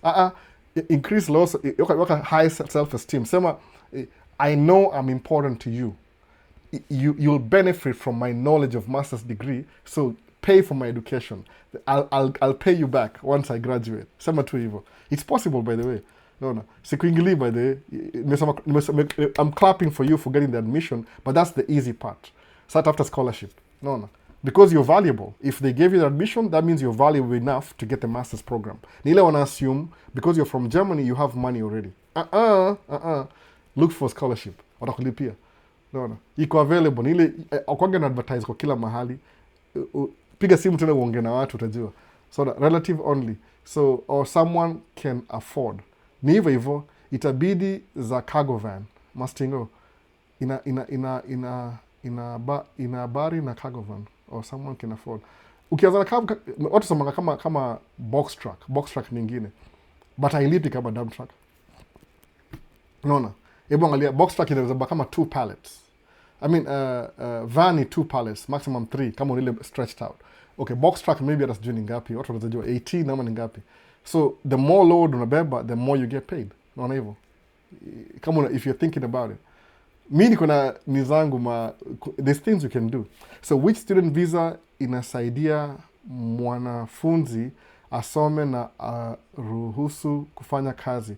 Naulizia nephew wangu. Hakuna, zero. As a student in America, you don't have the status to work. Hakuna hata window na dirisha na nini. Naongea from the legal point of view. Lakini once umefika hapa, utajipanga. No, naweza sema hivyo. Kuna so many things you can do. You can actually, you're only allowed to work 20 hours from your school. Sawa? Ile legally, kuna rules. Ujiuliza aje, you're not the first one to do it. How did the rest do it? No. Kama namulizia they only allow a few hours. Sawa? But mwambie akuje. Kama ako hapa already, man, maybe hata sijui niseme nini. Just jauliza, I don't want to answer things that haven't been asked. Itakuwa kama unfair. But ata figure out. Believe me, there's a way out. You're only allowed 20 hours. But kapa hivi, there's things you can do. Endo katamanyasi ya mtu, alafu kuna deliver chakula jioni, ili Uber Eats, ama Grubhub. There's other things you can do. No. So, which said, asamaje, Kish love. I came to California as an international student 10 years ago. LOL. Actually, more than 10 years ago. Okay, say it. Sema you part ingine you part B. Kish love. What's the part B? Then I met a Spanish señorita. And sema ingine, I'm just guessing, by the way. Tuende hapa hivi. Easter. Tuende kwa YouTube. Mbona YouTube mekataa? Nelson asemaje, niaji albo, my wife is in the US Air Force. How soon or what is the process? Everything. The process, everything. Muulize yeye atakwambia. Lazima apate, advisable apate immigration lawyer atamwambia what to do. After studies, what's the best way? Unaoa tu, ama kama una kampuni unaoa, naona, ama labda if you're really good at sports utapewa na mtu tu. After studies in Europe, what's the best mode to use kufika States? Master's degree na scholarship, hiyo ni one of them, naona. Ama girlfriend, tafuta girlfriend genuine, si ule ole anakaa kama dem lakini chali akatoka kwa nini internet kwa basement, naona. Ni aje album, my wife got a green card and relocated to US in 2024. She joined the Air Force. How long does it take to process for me and what is required? Specifically, mwambie, can she get in touch with me? Naweza mwambia ile si physically, ile through wewe, yani wewe somebody was texting me like that last year I think. I don't want to get in touch with her directly juu ni wife yako, ile something like nimwambie unipigie simu alafu umweke 3-way hivi alafu ama tuingie kwa group text alafu tuongee. I'll try and help her out kama ajui juu kama ni mgeni 20, labda ajui hizi vitu. Mwambie ni text wewe alafu weka group text kwa WhatsApp, mimi wewe na wife yako, alafu ni text kwa namba yangu ya simu, uko YouTube, namba yangu kwa simu kwa YouTube, alafu nimwambie what kila tafanya step by step, naona. Najua wewe ndio uko anxious, yeye labda ako busy, but ni text if you want that is, naona. Sitaki kuongea na wife yako directly, ni inappropriate, naona, inappropriate kwa kufanya hivyo. Ni wife yako bana, naona. Sitaki story mob, niweza kuwa accused. Munga very careful, I don't want to be accused of some other stuff. Lakini kama unaweza do group text, alafu wewe ni text lakini umemungisha ndani, alafu ulize swali pia hiyo aione, alafu ni jibu ndio pia ione. Ninamwambia tu atafute ako which city in America, alafu mwambie tafuta immigration lawyer kwa hiyo city. Alafu atakupatia step by step. Juu ni muhimu pia wewe ukuje, umjoin. Maisha itakuwa more fun mkikuwa pamoja. Kama uko Kenya uko mbali sana, naona. Juu kwanza ni Air Force, man. At least ni Air Force, naona. Fanya hivyo if you want, because maybe she's new, she doesn't know, anauliza, lakini that's the best I can do. Nimsaidie. Juu mimi nataka kuja hapa, by the way. I want you to come over, mkae na wife yako. Hiyo ni one extra person tumuongeza hapa hivi. Naona. Kwa kweli. Did you have an EV car a few years ago? No, my friend has an EV car. It wasn't mine, my friend. Ni vile tu they're busy. Amekuwa busy sana. Hata siongea kwa simu tu siku hizi. We live in the same city, but tunaongea kwa simu tu. So yeye ako na electric car. Ilikuwa Ford Mach E. I think they still have it. They're very busy. Life gets busy. Hiyo time tulikuwa Otoyo walikuwa the same class. So they have more kids. So maisha imekuwa hard. Gongana tu by mistake. Naona. Kwa hizo activities. Hiyo ilikuwa EV Ford. Vida ya snow clearance pia hujarudisha. Nilisahau. Nilidelete by mistake. Niko na delete something, delete by mistake. Niko na upload 2 at the same time.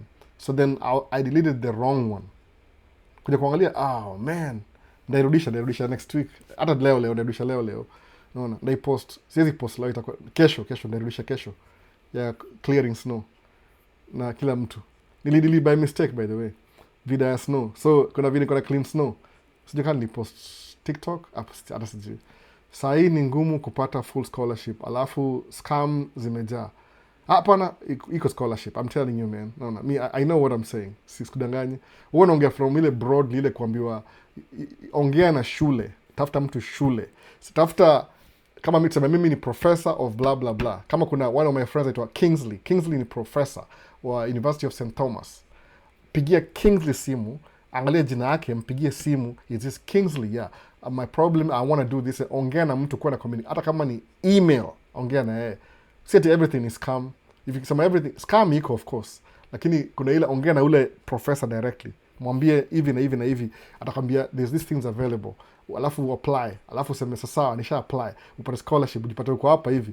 Musa Maganini, mimi nataka nyinyi mkuje nyinyi wote hapa. Hata ukirudi Kenya sawa, lakini kuja hapa kwanza. Unaona? Ni obvious. Unaona? Ni vile tu sina ile specific ninasema ati ninaongea na Kingsley, lakini yeye ni professor wa St. Thomas, University of St. Thomas. Ako different nini? Lazima uende directly. Ama uambie Victor, ako Facebook, ako YouTube, sijui ako YouTube, hiyo make video. Tafuta Victor umuulize maswali. Though Victor afanyangi content, you post whatever he's doing kama project. Juu ni journalism. Alipata full scholarship. Hata mimi sahii akengera full scholarship niko hapa hivi. I could. Ni ile I'm raising kids, priorities. Naona. Sikuenda shule si option. Mimi natafuta pesa. So si ngumu sana, usirule out. Ukisema ni ngumu na ujaanza, it's like you're giving up before you start. Hey, Mr. Albo, watching from home, Kenya, dream to come to the US soon, if God's name, amen. Ian Mwangi, mbona sema in God's name, amen. Mambo ya God's name, blessings ziko available, by the way. Straight up. Your blessings ni blank check.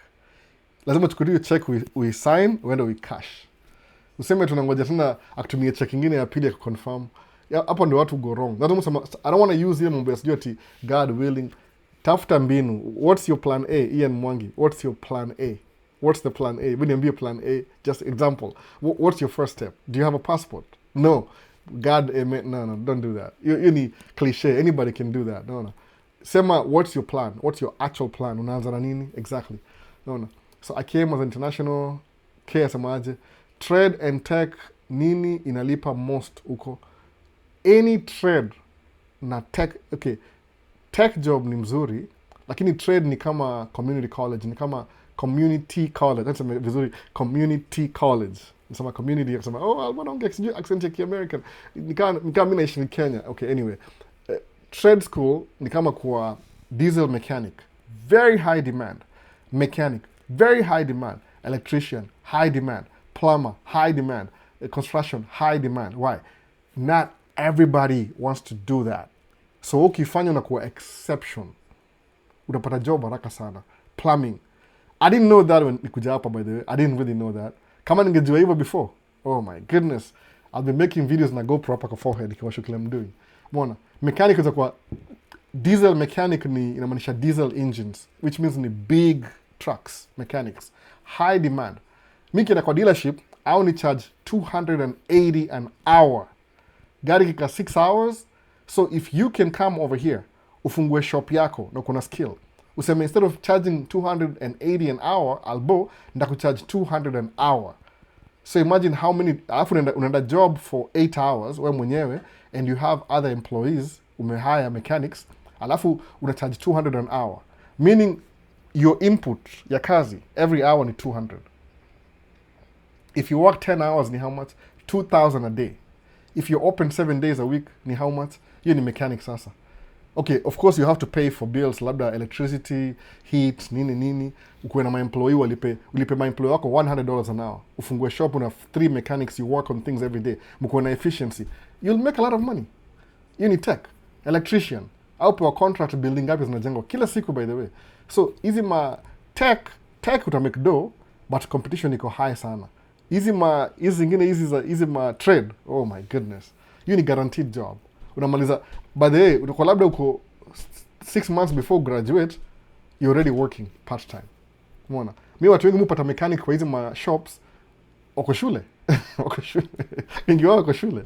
They are already in school and they're already making money, $45 an hour, na wako shule hata hawajamaliza. Hata kama umekamkam Kenya, by the way, utapata job. No. It doesn't matter. Kama uko Nairobi na unatafuta kazi, inbox me. Mwingine ndio huyu Maureen Mo. Ni mambo ati nyinyi ni mascam. Sijui kama ni ukweli. No. Will there be increased visa approval till July? Increased visa approvals till July. Will there? Now that we have FIFA and US needs visitors. We don't need visitors. FIFA ina need watu kufanya kazi, volunteers kufanya kazi kwa FIFA. One of my friends ako live leo. Sitaki kusema jina yake. Alipata visa last week. He texted me, Albo, nimeget visa ya World Cup. So, Bob Marley, tafuta hiyo volunteer. Though yako na resume mzuri sana. So I think people already getting visas, by the way, the World Cup. So kama unangojea World Cup ifike a week before, washafika hapo already. Watakuwa na post ma video kwao. Naona. Una learn through apprenticeship or just community college for the trade. Both by the way. People, hata kusema hivi, suppose you go to school, watu wengi wenda hivi, uko high school, you start working in a shop. Labda unafagia tu, una clean every evening. Alafu, because you're making yourself useful, that means uko kwa ile environment, then you go to school, maybe in the evening. Sababu school ni theory the first year or so. Alafu, you already have practical skills. So, the moment you start doing practical skills kwa college, you're already making money kwa hapa nje. You're not missing a bit, technical. Ni vile mimi sikuwa najua hizo vitu, by the way. Nilikam kama watu nilikuwa na meet hapa hivi, mahost wangu walikuwa pia wageni, we were all limited. Acha nitupe karatasi ita make noise, naona. So that's what you want to do. Unaingia kwa field fulani technical, kama uko young, hata kama uko old, it doesn't matter. Unaanza mechanic ni okay, maybe you don't want to work with diesel mechanic, chukua aviation engineering. How many, nimeangalia hiyo Kenya nini, Jomo Kenyatta International Airport, kuna hizo mahanga ziko on the side karibu na runway huko mbali huko, kuna ndege mingi mzee. Nimeona kuna plane spotting mwingine hapa, plane spotting itwaje, nimesahau, Jet Planes Kenya KE, alikuwa na nimeona military plane ya Minnesota nitwangaje, C-130J imeandikwa Minnesota kwa tail bado, naona iko kwa JKIA. Kisema wow, hii ndege, sababu 2 weeks ago alisemaje, Minnesota itongaje 133rd airlift wing, ni kama wing ya military, 133rd wing ya Air Force na National Guard. They're getting new planes from the government. 8 new planes. So our gonna C-130J Hercules, they're getting C-130H. H in the new variant, iko longer. Wakasema, what are you gonna do with the old planes? Wakasema, these planes are gonna be shipped to Africa. Ile tu they can use it in Africa for kama hizi military deliveries and everything. Nimeona video 2 days ago, ilikuwa Friday I think. Hiyo Minnesota plane, it's already kwa airport, ina fly. Imeandikwa Minnesota bado hapo hivyo. Unaona? Iko namba yake ilikuwa 6100 something. They're getting new planes. Umeona? So who's gonna be maintaining that plane? Hercules. I think iko na engine gani? P&W, Pratt and Whitney. We need mechanics for that. Mimi, I would do that. I would totally do that. Kama ningekuwa young, ningie shule nifanye aviation engineering, ile ya kufix mandege. High demand. Naona. I'll very sure kutafuta visa sahi, you will get the visa immediately. Kwa nini? Sababu kuna shortage. Most people who do the military part, wakikuwa civilians, they end up working for the aircraft industry. So kama military inapatia free education, free everything, that's the only thing as an advocate. Ingia Air Force, learn how to fix planes kwa Air Force, use the same knowledge ukuje ufanye as a civilian. No. That's the only exception iko nayo, Air Force. See Army, Infantry. Infantry, you don't get any experience. Labda kwa security guard. No. You're in the line of duty every day. No.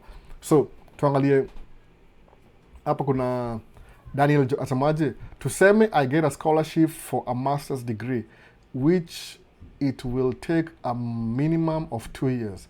Can I legally apply to get a job uko, ama the only option kubaki itakuwa kutafuta bibi ndo nipate work permit?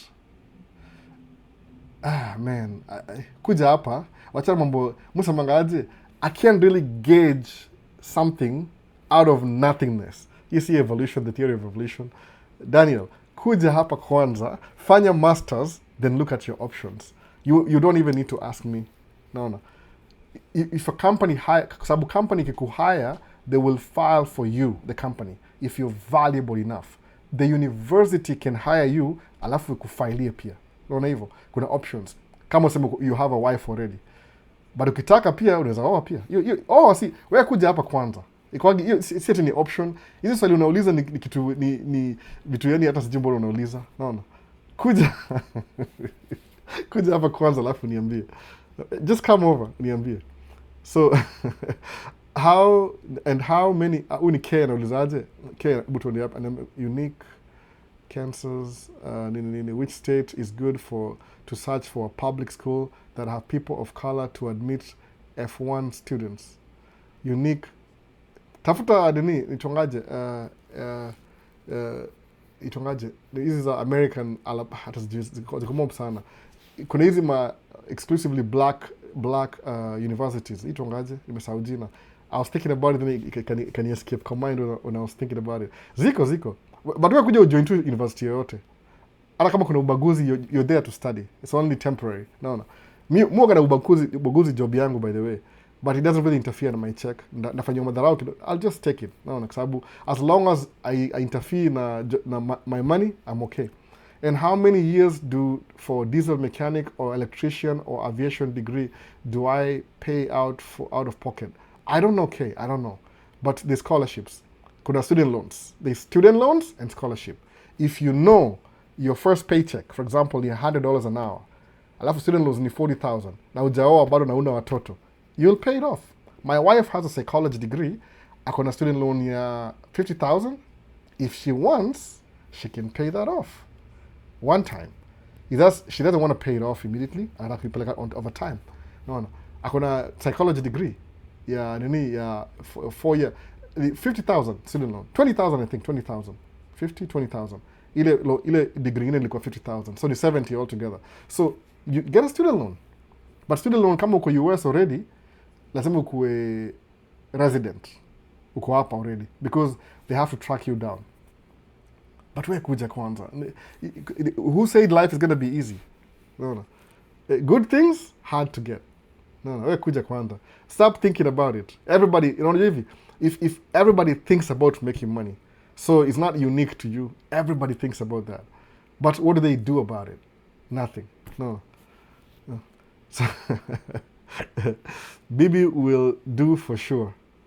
Tafuta bibi uoe, naona kama is that what you want, naona itakuwa utaget girlfriend the first month already. Wewe ni Mkenya, umekuja na accent boop, watakukatia before hata wakatie, utakosha katiwa already, utakuwa kama candidates wanapanga laini. Anyway, I'm just kidding, but it's true, but I'm kidding. Huko ni KTN ama KTN wapi? Hii ni KTN, hebu tuone anakaaje TikTok, sijaona hapa hivi KTN. Nimekaa kwa meza tu, I'm trying to look good ndio ikue easy on your eyes.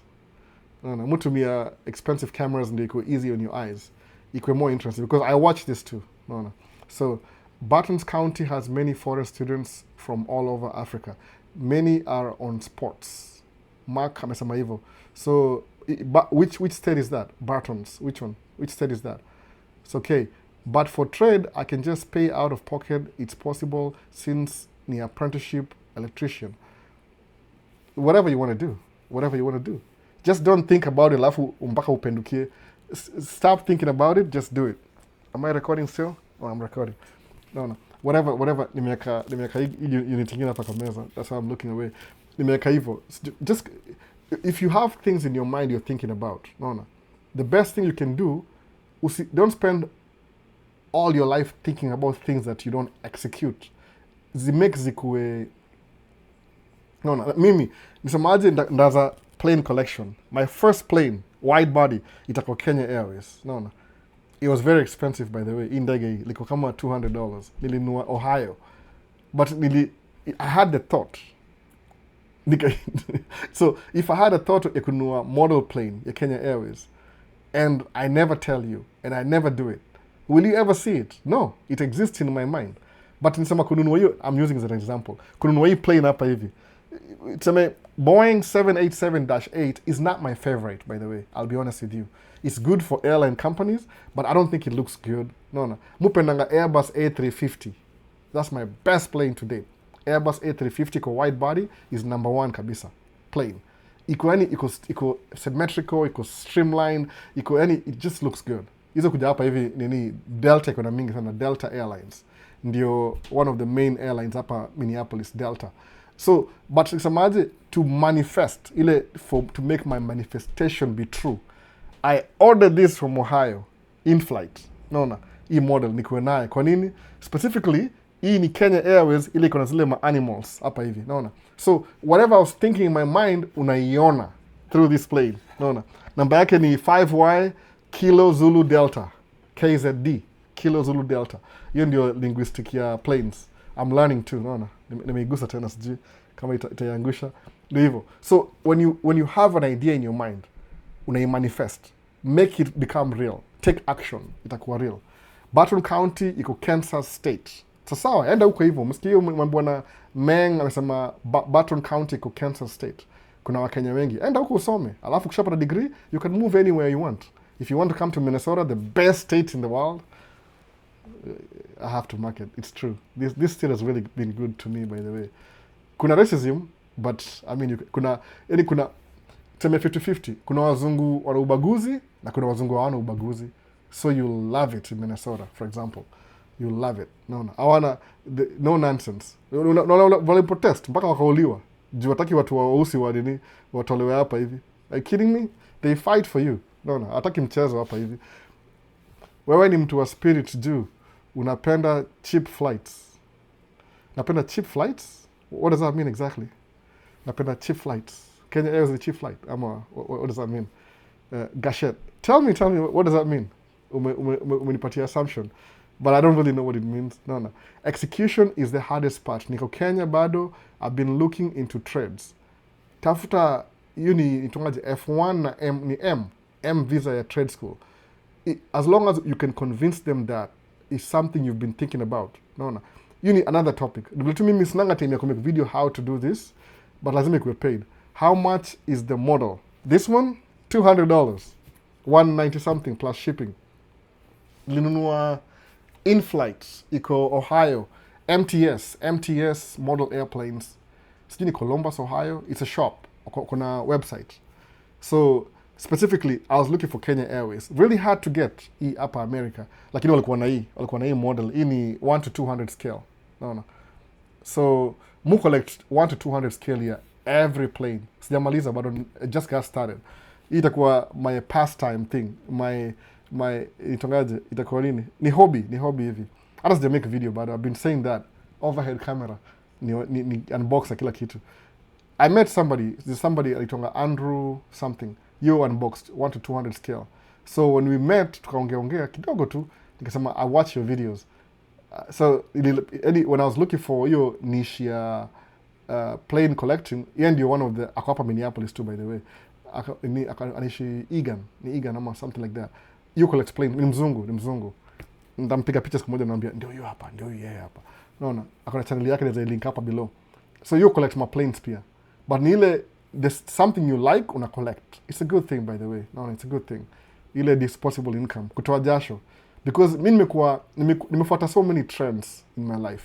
Before niwe wife nilikuwa into cycling. Like you pick a hobby, kwa sababu hobby inakusaidia kureduce stress. Unaona ile something that relieves you from the struggles of life. So musema I love it. Yani every time you keep collect plane, I feel good. It's just a thing. Ni die-cast model, no big deal. Lakini nikiambia wase, ask me what does this mean to you? Naambia, oh, I'm from Kenya. Kenya Airways is the sijui ni flight ya Kenya. Imeandikwa sijui ni kuna so many details. Nimesahau kuna flag hapa, kuna sky team. So many, yani it's a conversation starter. Sawa. Everybody's collecting Delta, United, American, Southwest, Sun Country ile imeuzwa, Allegiant, Frontier. Hizo ni za American nini.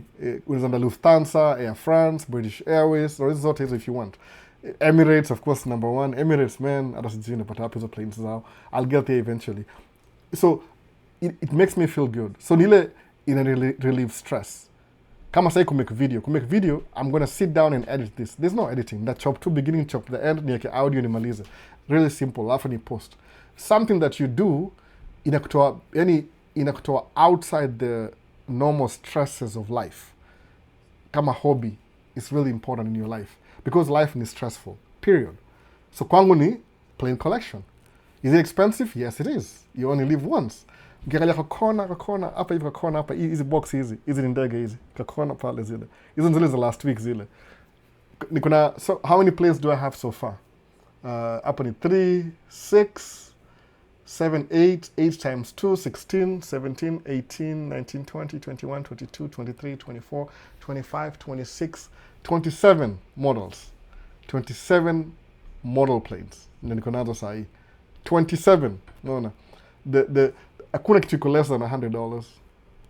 Actually, hiyo 27 nikitoa 1, 2, 3, 4. 4 ni $200. So kwa 27, tuseme 24 in 2,400 plus maybe $3,000 of model planes. Nimeanza last year, but I didn't intend to share it. But tangu nipate Kenya Airways, man, ilinifurahisha. Unaona? Ilinifurahisha sana. So, ni Easter ama nini? Albo, happy Palm Sunday. Oh, the Sunday before Easter. Okay, I get it. Victor Ochieng. Why is here? Victor bana. Victor, I won't give him a scholarship. People were asking like, answer to by the way, how do you get a scholarship Victor Ochieng, how do you get a scholarship kuja States? Now that you're here. No. Next week ndio Easter. How do you get a scholarship? Niambie tu haraka haraka. Alafu ndio turudi back. Albo, I had you. I don't have a passport. I'm learning pastry and bakery, and I'm 19 years. Are there companies offering scholarship for work visa? Ian Mwangi, I don't think so. Pastry ni kitu very niche specific. There could be that I'm not aware of. That's something you have to look for. Victor, hebu ongea bana. People are like, how do you get a master's, how do you get a scholarship kuja States? Ndio Victor amekuja kwa YouTube. Naweza muuliza. So turudi nyuma kidogo. Big up, I like the content. Tuone kwa how much do I need kukuja kusoma huko? Ian, I don't know. It depends with the... Najua, hizi matuitions zina vary sana. Kama unaweza kuja tu hata kutembea, man, itakuwa mzuri sana. Na hata group ya kanisa ama kitu kama hiyo, naona. Naweza kama truck driver, Lock Brian. No, you can't. Unless ni special program, you can't. Kwa sababu truck driver requires CDL. CDL lazima ukuwe citizen. Hiyo ndio nini. So Victor amereply hapa, amesemaje? It varies. Kuna independent organizations like Mastercard Foundation, which are in the US, and the US government through Fulbright, etc. Also schools offer funding. Msikiliza, very clear. So nasema kuna organization kama Mastercard Foundation. So hizo foundation will give you a scholarship. Alafu kuna US government, ama the school can fund you 30%. Hiyo ndio master's program. Ule msa ako Germany.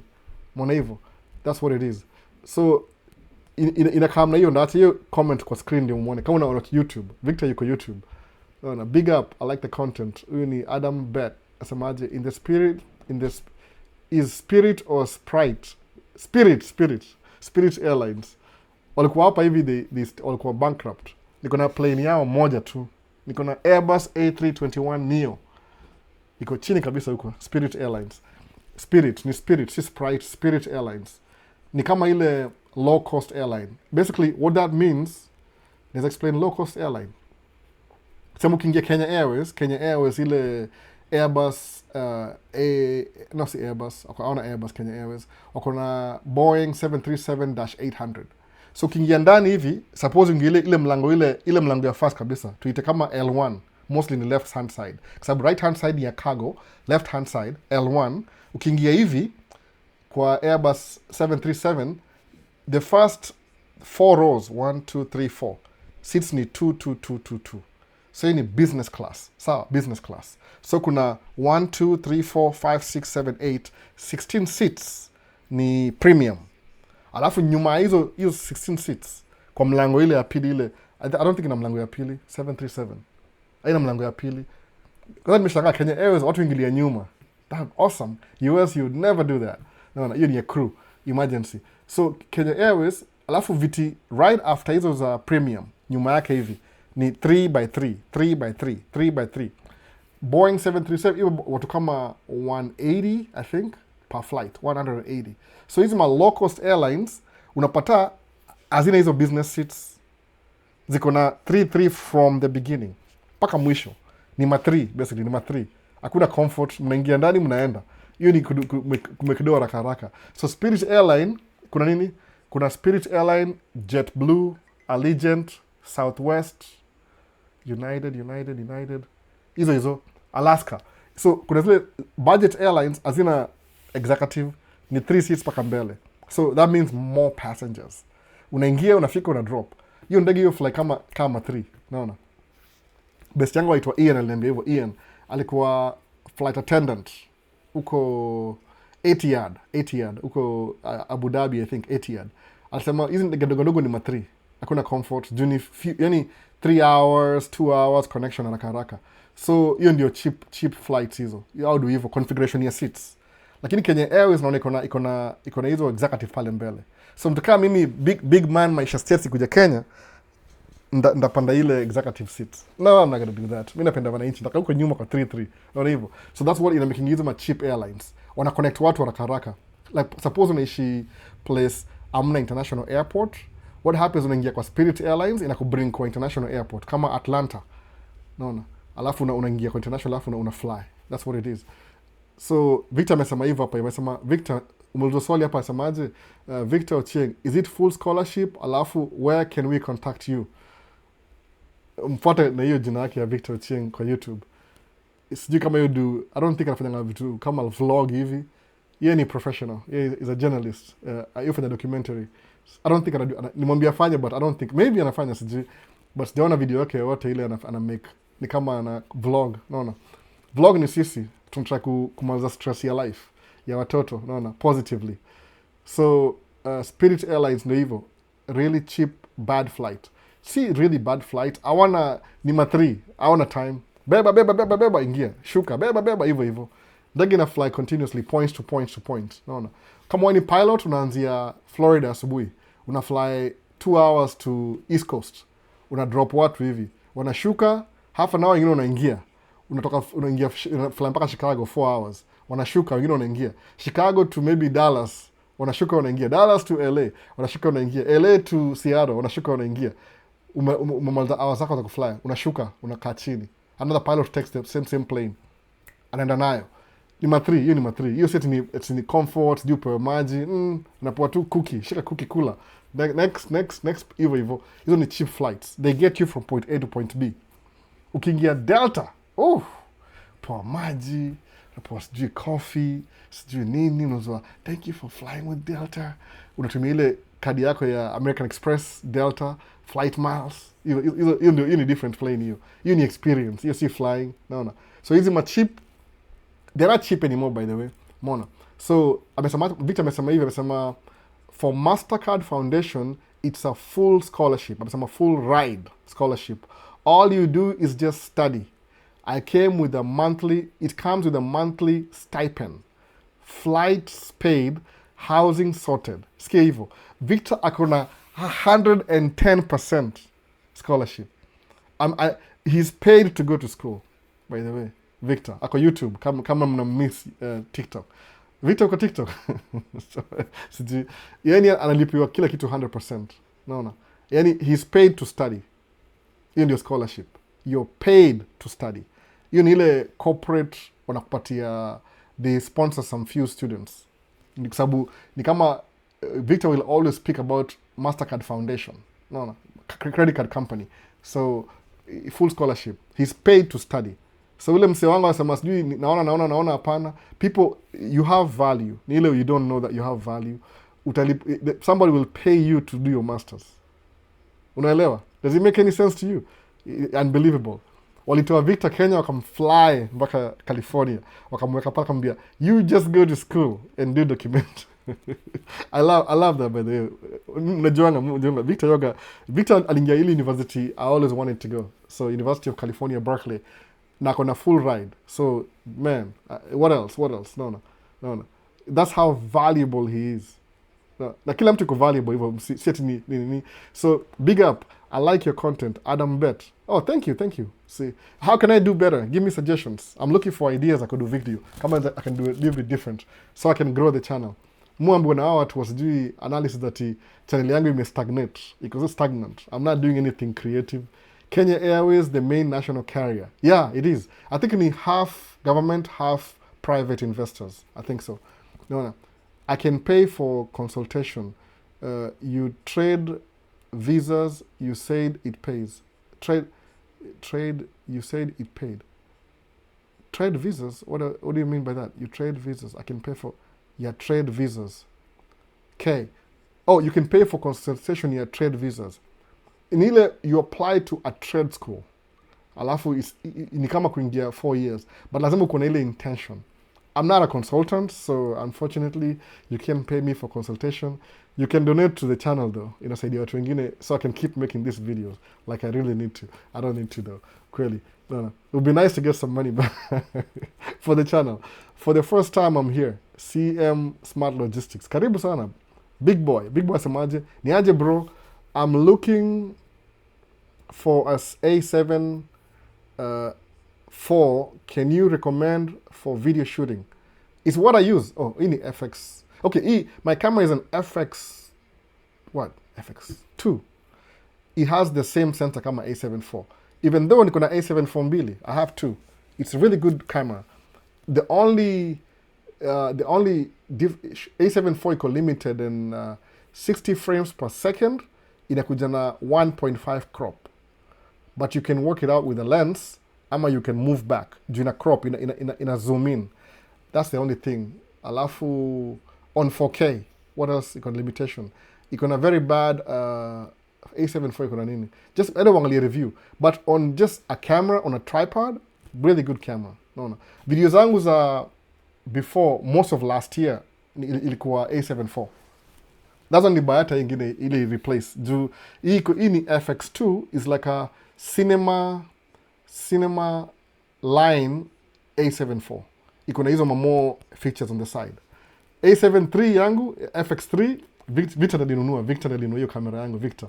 Ilikuwa overkill kwangu, it was too much overkill. Ilikuwa na too many things that I don't use. So when Victor alinunua kamera yangu, by the way, hiyo FX3.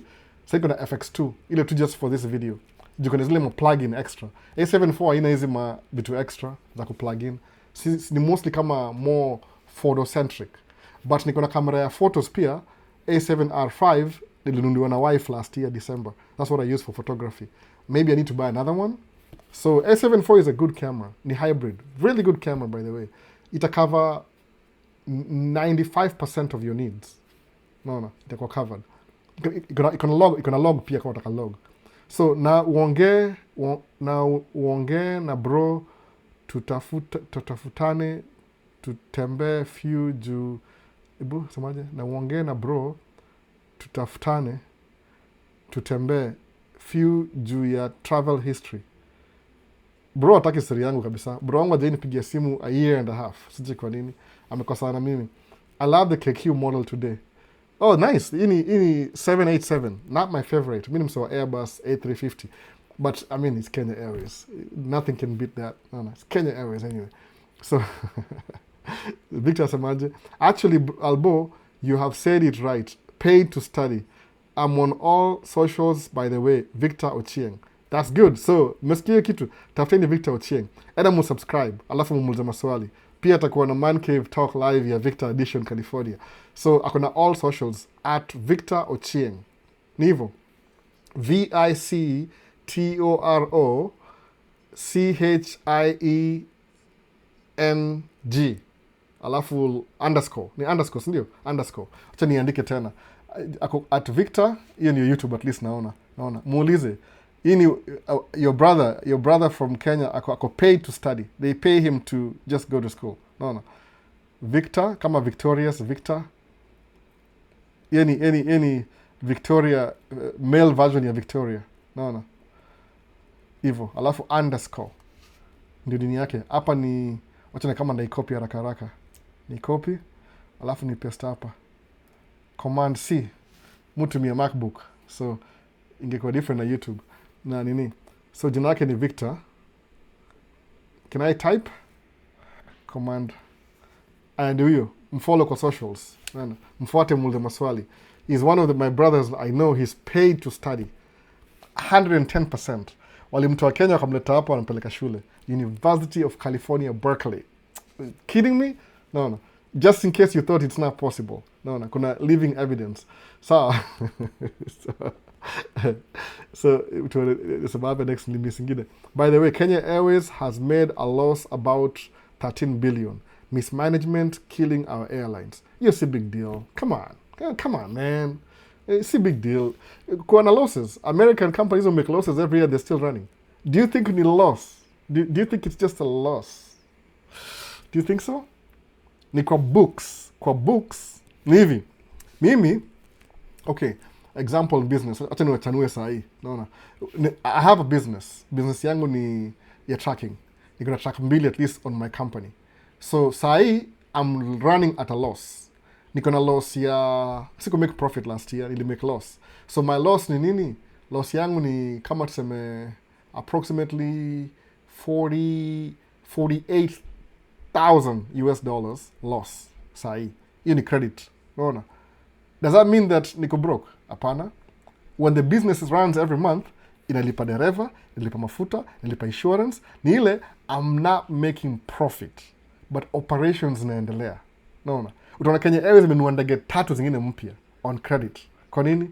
Haimaanishi ati ni mismanagement the way you think about loss. Loss kwa business ni advantage.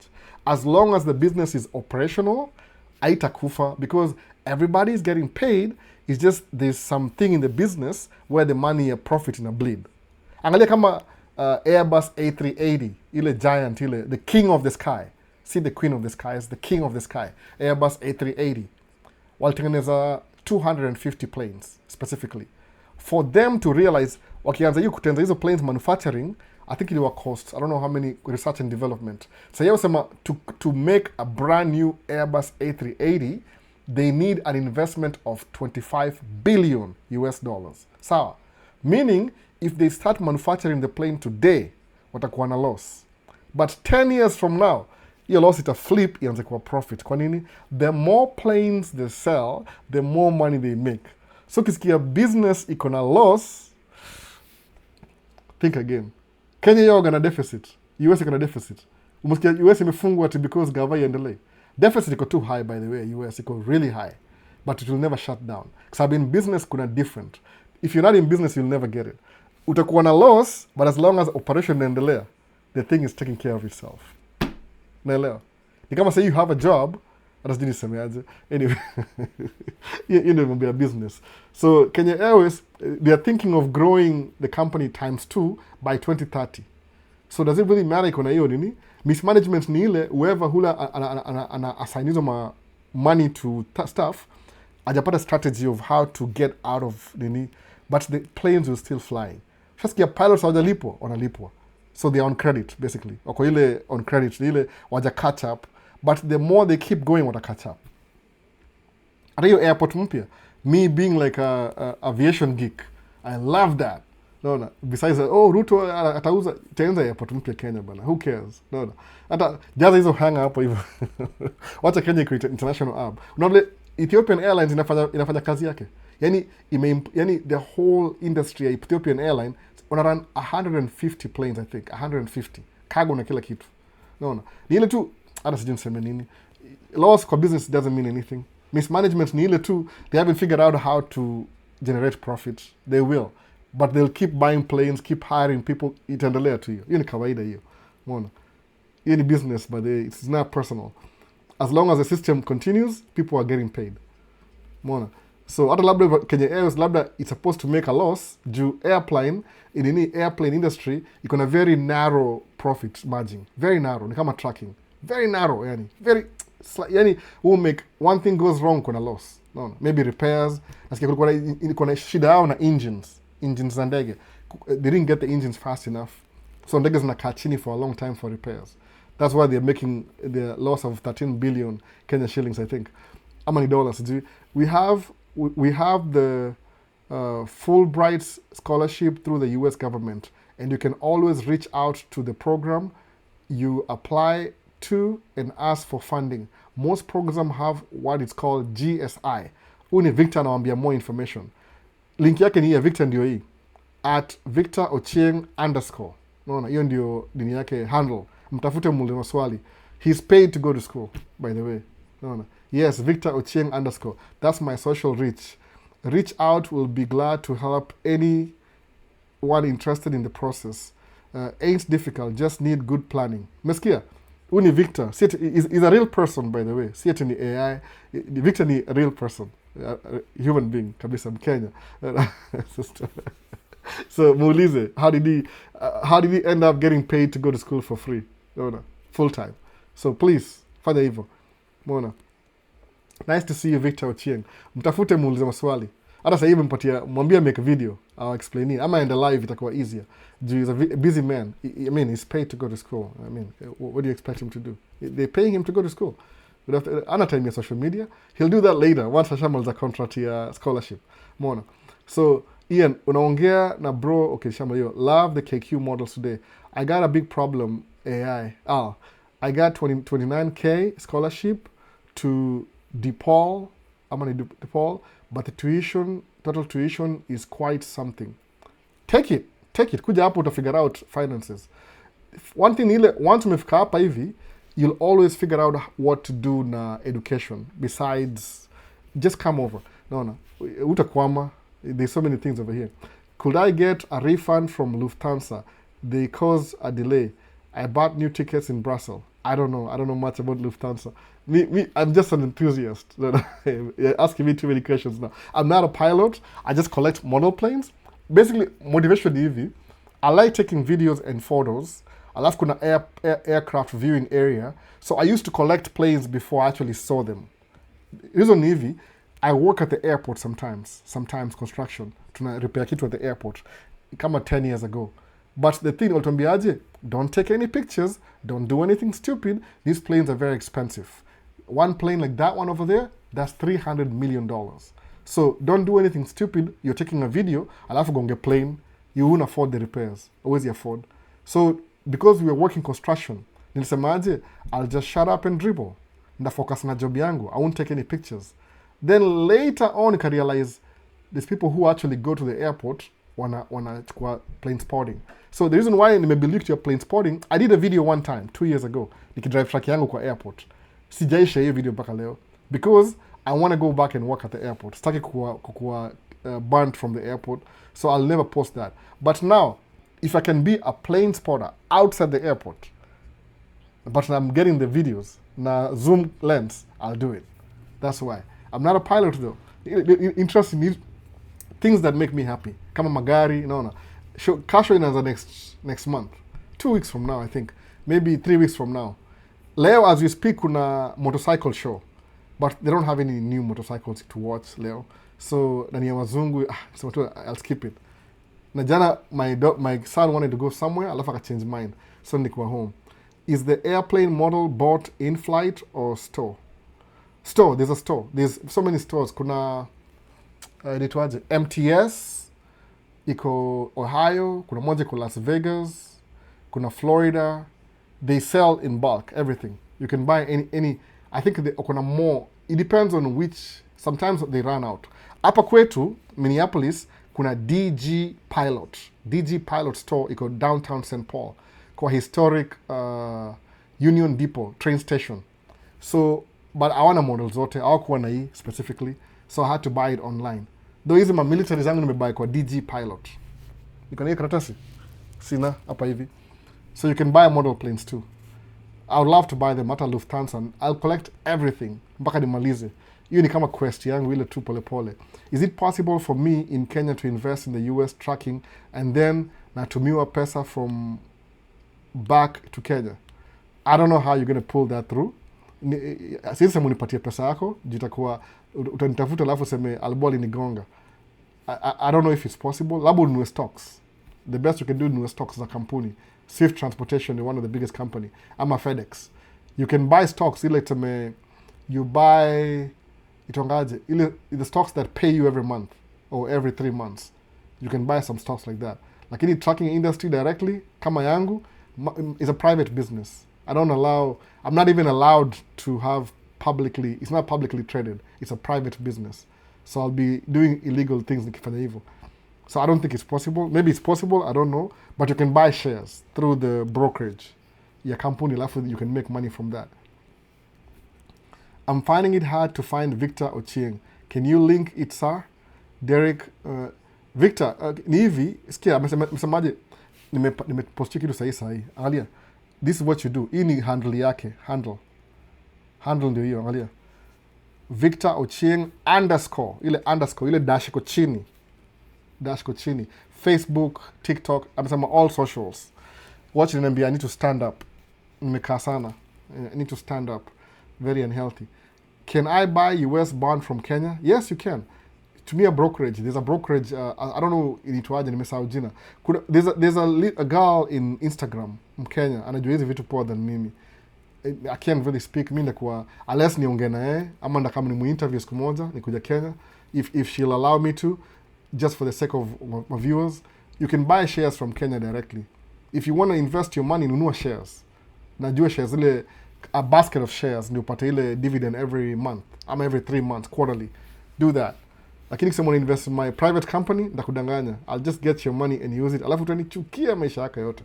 So Victor Ochieng ndio hiyo underscore, sisahau hivyo. Everything is important. Underscore, weka underscore. Unaona?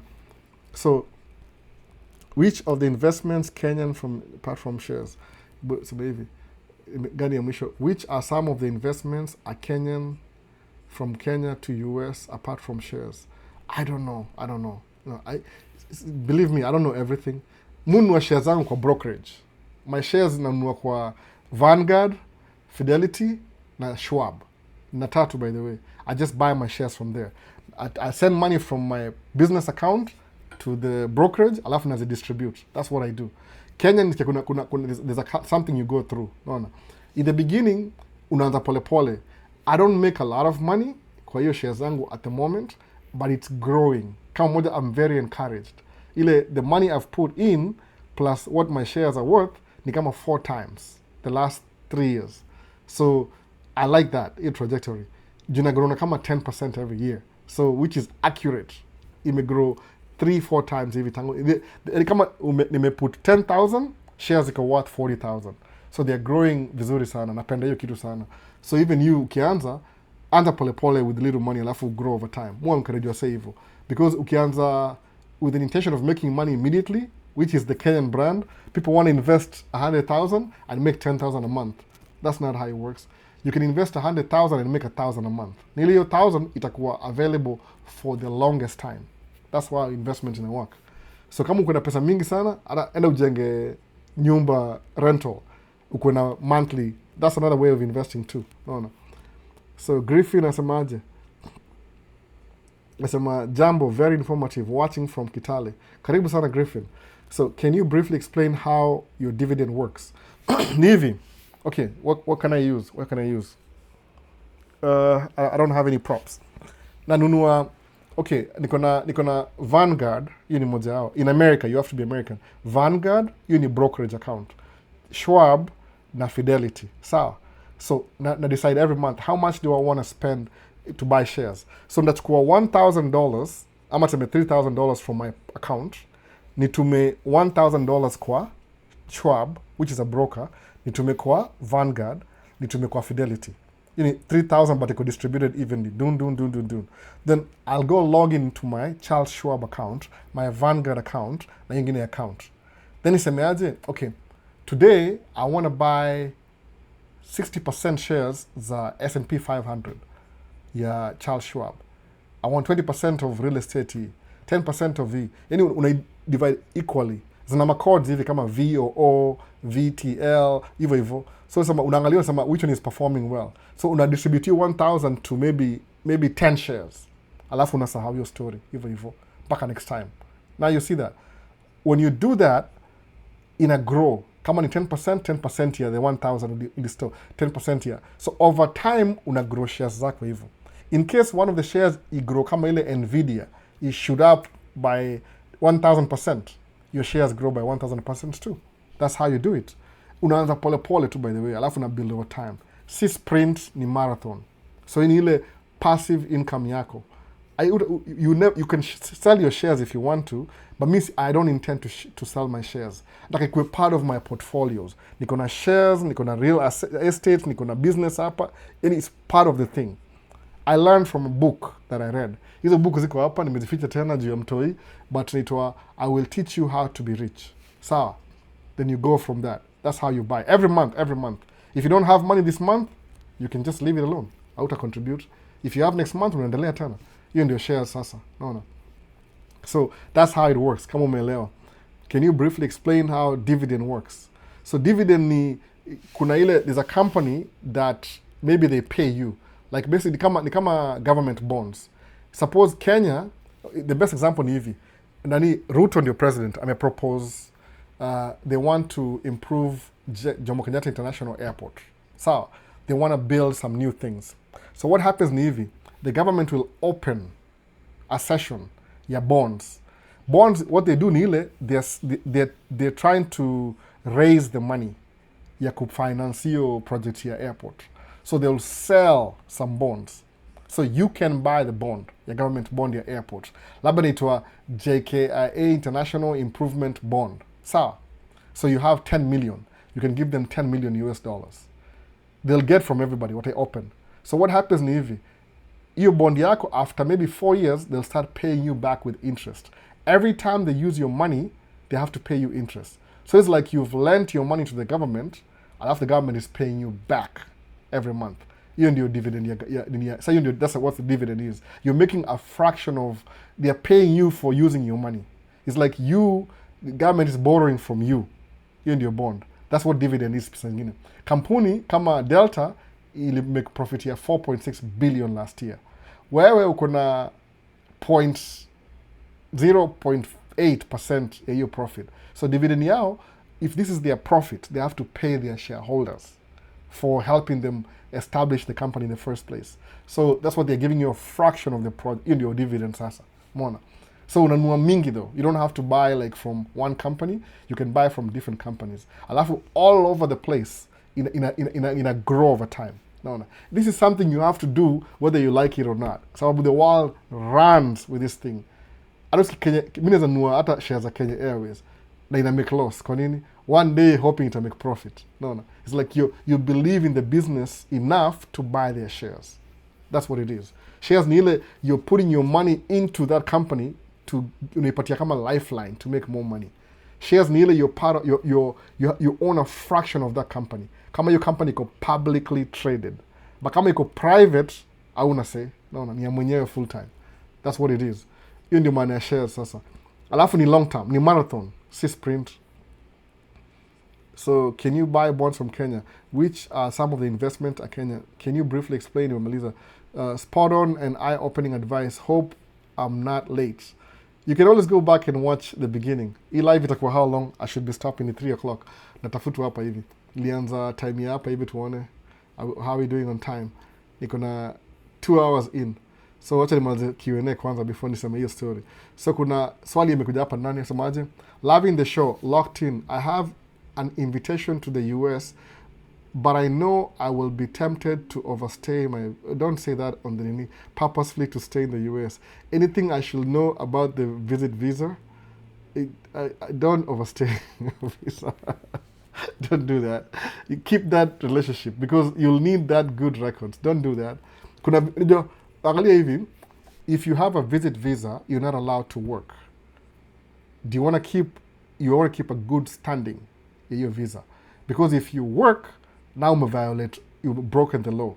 So anything you want to do in the future going forward, utadecapitate your effort. Why? Because uli break law mahali hapa. They won't forget about that. Itakufuata.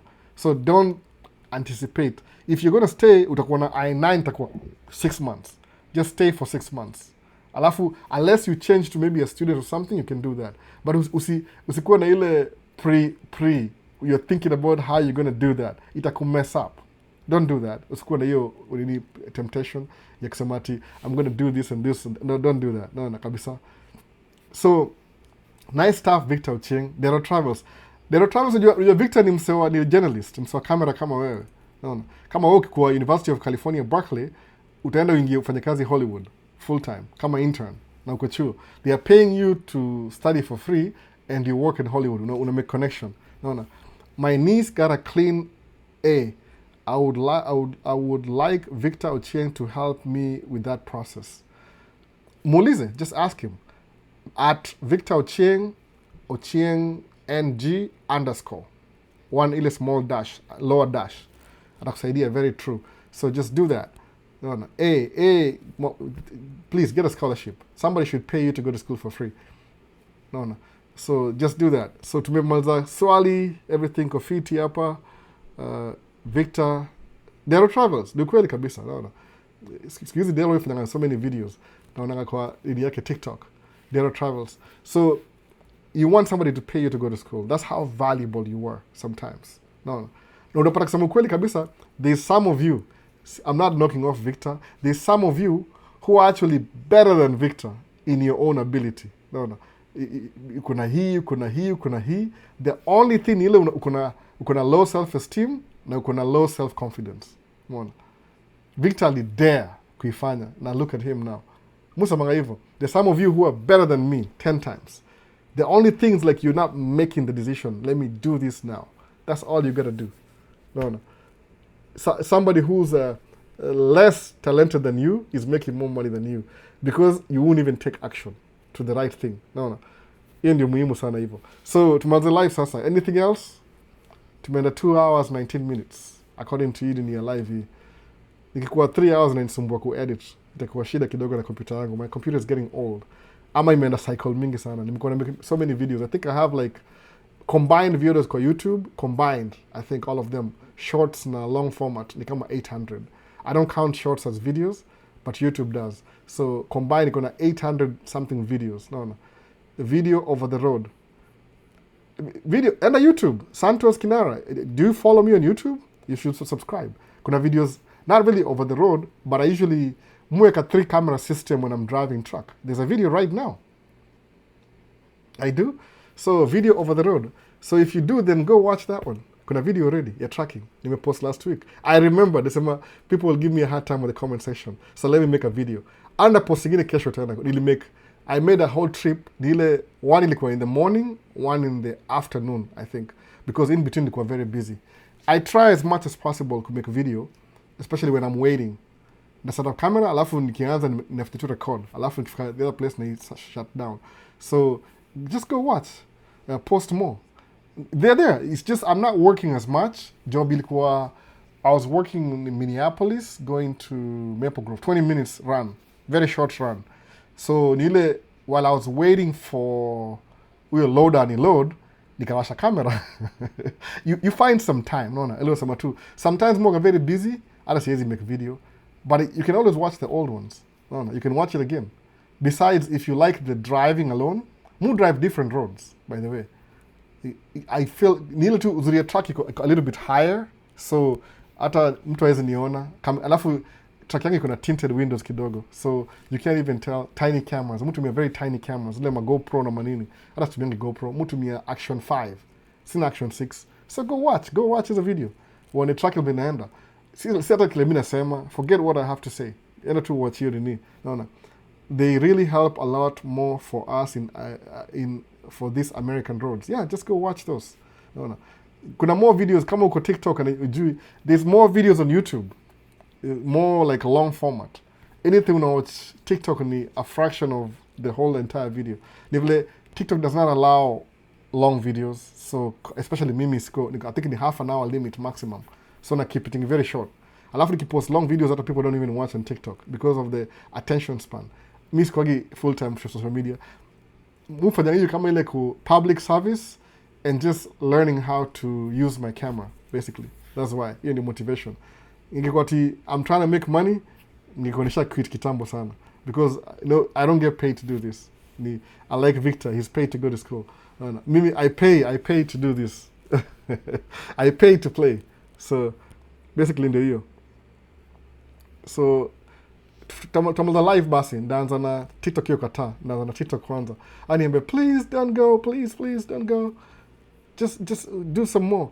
Invite people to talk. I could, but I only have 2 hours. So this is like a Q&A, live Q&A session. Look at the title. Naitwa Man Cave Talk, live Q&A session. So I don't have all day. I have kids. Kids, not kid. Kids. No. I don't have 2.5 kids, the American dream. I have 4 kids. You need over American dream, times 2. So I have kids. So time ya kuongea, I don't have it. Sahi, I'm going upstairs, wife and I could do grocery shopping. Then we'll get the kids ready for school tomorrow. To do laundry, I'ma do laundry, whatever, I'll help out. Mini helping. Either I'm watching the kids while she's doing something else. Ile to keep it environment.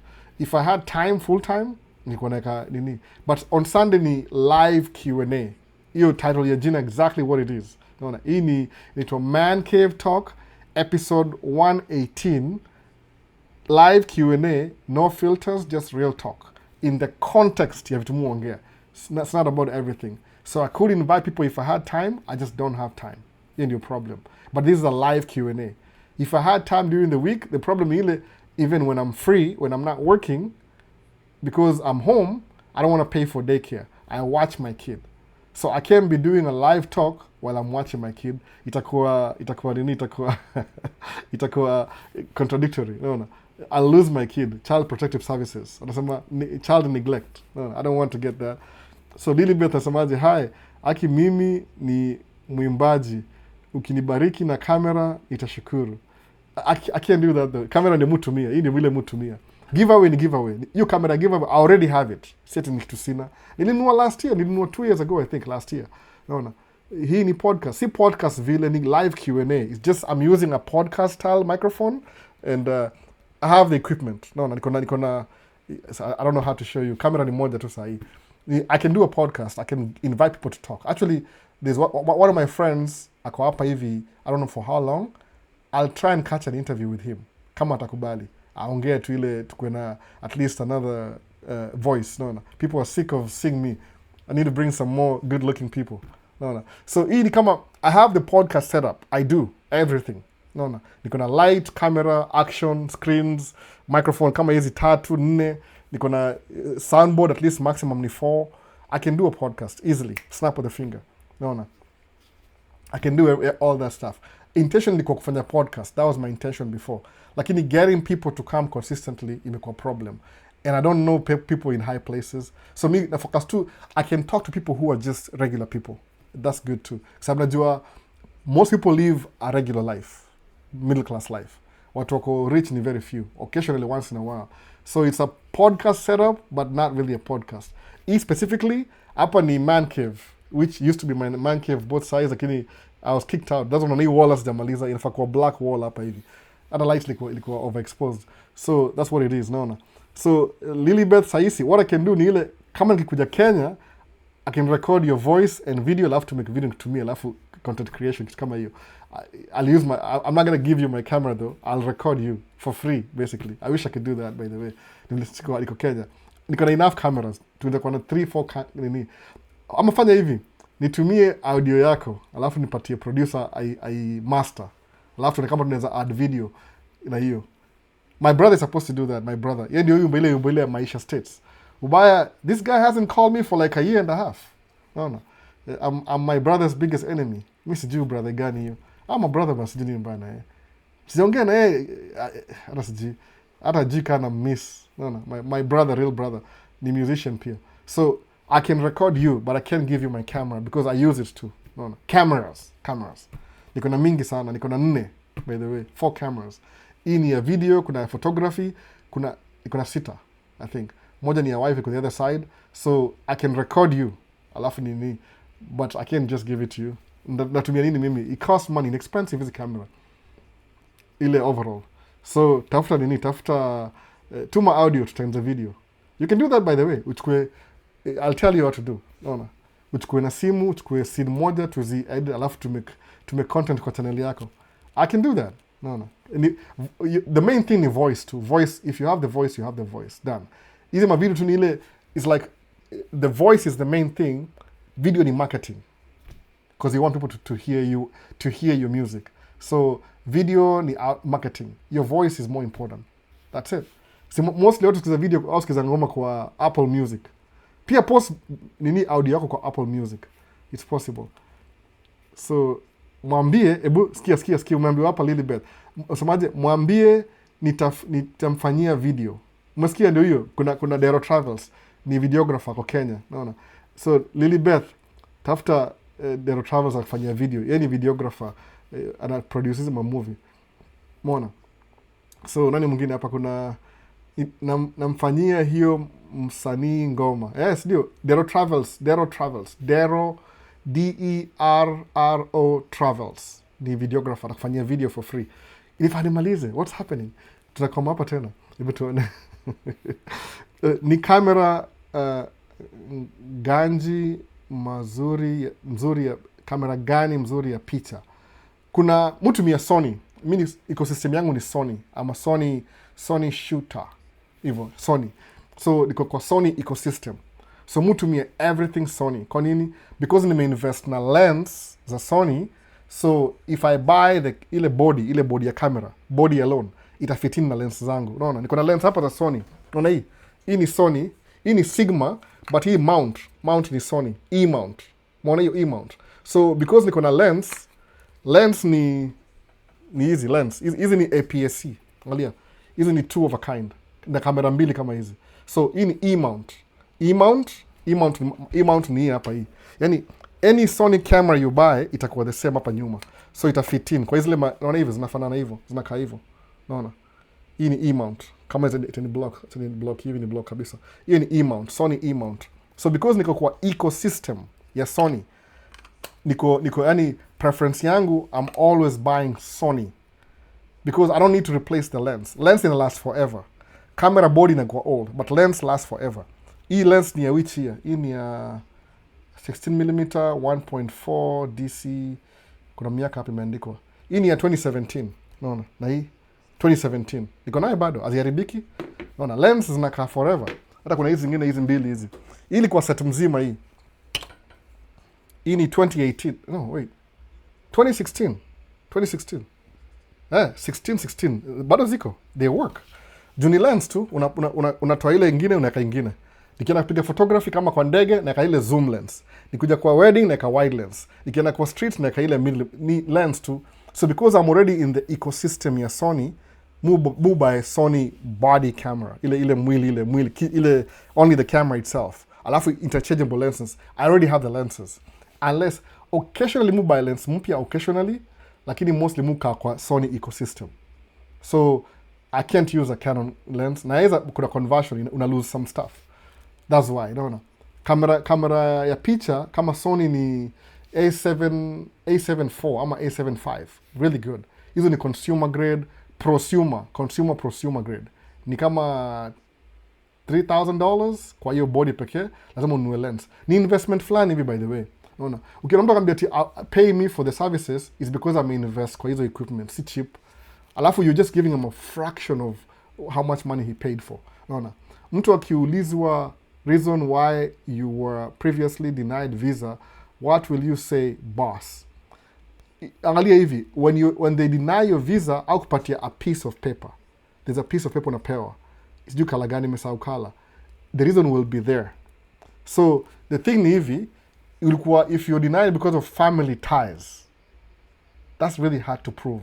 Lazima uambiaje, from the last time you gave me the visa, now I fixed the family ties. What does that mean? Inamaanisha you don't have enough family ties to keep you grounded in Kenya because you're seeking a temporary immigrant visa, meaning you'll go and come back. But if your intention is to use the temporary visa to become permanent, watakunyima. That's the wrong process. Kuna the right process. So if you don't change that, urudi mara ya pili, utanyimwa tena.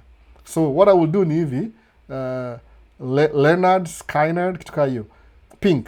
So fanya hivi, hii ni public forum, nitumie DM uniambie what was the reason why kunyima visa the last time. Unitumie tu hiyo sentence kwa DM. Alafu ndakwambia what that means. Ndakufafanua.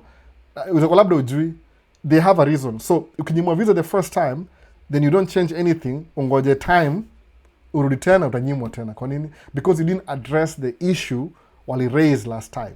Because watu wengi kuja kutafuta visa au tafutanga visiting visa. One of the visas will never be denied ni visa kama ya green card. Kwa nini? Because kama mimi nipewa green card ya visa, that means nili-apply application and the United States of America thought it would be a good idea to adopt Albert into our country. No. So ndakam ni Albert, jinangu ni Albert for real, by the way. Jinangu si Maisha States. Maisha States ni channel name. So it would be a really good idea to adopt Albert to our great states of this United States. Wakanipatia green card. So kwa nikapewa visa, they just gave it to me. Waliambia, we need one document ya background check, tupatie the most updated one, 6 months old. Kambia, I have it, but itakuwa ready on Friday. Kambia, bring it on Friday, we'll give you a visa. I did that. So there's always a reason why nanyimwa visa. Usishangae tu ati why did they don't want you to come to your country willy-nilly. Kuna process. So you have to understand their process, alafu unakwama na hiyo process yao. Give them what they're asking for. They'll give you the visa. That's what it is. Watu wengi waoga nile wajui, wanafikiri ni God's blessings. Ordained, you ni using that for the wrong way. Naona hivyo. So Don't do that. No, no. Watu kwa, see, it's not the job of the American embassy. No, the embassy hapa hivi. Yes, hapa hivi sahi.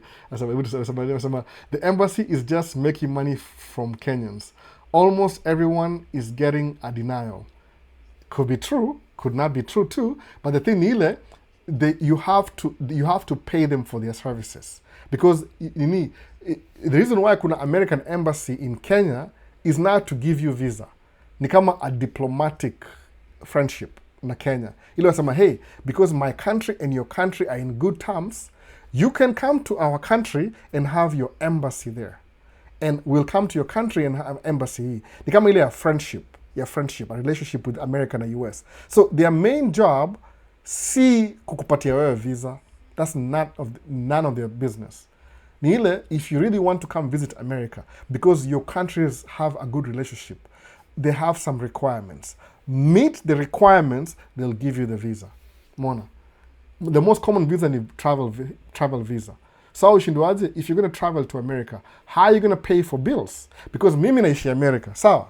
What do I do on a monthly basis? I pay my bills every month. It costs me to have a living. So if you ukienda embassy kusik a travel visa, that means you're going to be a travel na una pesa. How are you going to pay for your bills? If me, an average Kenyan who lives in America now, have to pay my bills, how are you going to do it yourself? Prove you, alafu utapewa. If it's my kids and I'm already paying bills, ndawapatia job yangu nafanya kazi, address yangu ni gani, na uko establish. Because what they're trying to do ni ile, they don't want to bring you here, alafu kuja kuwe homeless. Itakuwa mzigo yao tena. They don't want that. No. So the letter, quote section 214 F1, demonstrating strong ties. Sasa how will someone prove it? Okay, hata nikitafutia 24 immediately umesema hivyo. I can look it up by the way. Nakwambia sahi. Ngoja nikitafutie. So na umesema hivyo, nikiprefer kwa DM lakini umeenda public wewe mwenyewe, si mimi. So don't blame me for it's good to know for information's sake. So if 214 F1 inamaanisha hivi, ni very common by the way. 214. Nataka kusoma everything official. Section 214. Nikisomee. Itakuwa easy. Let's teach everybody hizi vitu haraka sasa. Tukue kama wewe ndio example umeamua hivyo. Siko ubaya by the way, siko ubaya. People just know that. No. Kuna processes, kuna procedures. On F1 visa. Aya, tuitafute. Sema hivi, sikia, na kusomea kila kitu vile nasema hapa hivi, nimesearch. Nimesema hivi, section 214 is one of the most common reasons an F1 student visa gets denied. So Leonard Skynard, wewe umekuwa denied, na the most common reason watu wamekuwa denied. Wewe sio kwanza, there's a million people before you will go through the same thing. No. Here are clear breakdowns of what that means and how it applies to you. Section 214. It's a part of the Immigration and Nationality Act. Ukinoe jina act, inamaanisha it was passed by Congress. Meaning, Congress ni nini? Ni legislature, lawmakers. Sawa? Ni hivi. It basically says every visa applicant is assumed to be an immigrant unless they can prove otherwise. Sawa? So hii ni law, legislature ya America wamesemaje? Every applicant is assumed to be an immigrant unless they can prove otherwise. Number one, for an F1 visa, you must prove that you intend to study temporarily in America and will return to your home country after your studies. Period. No.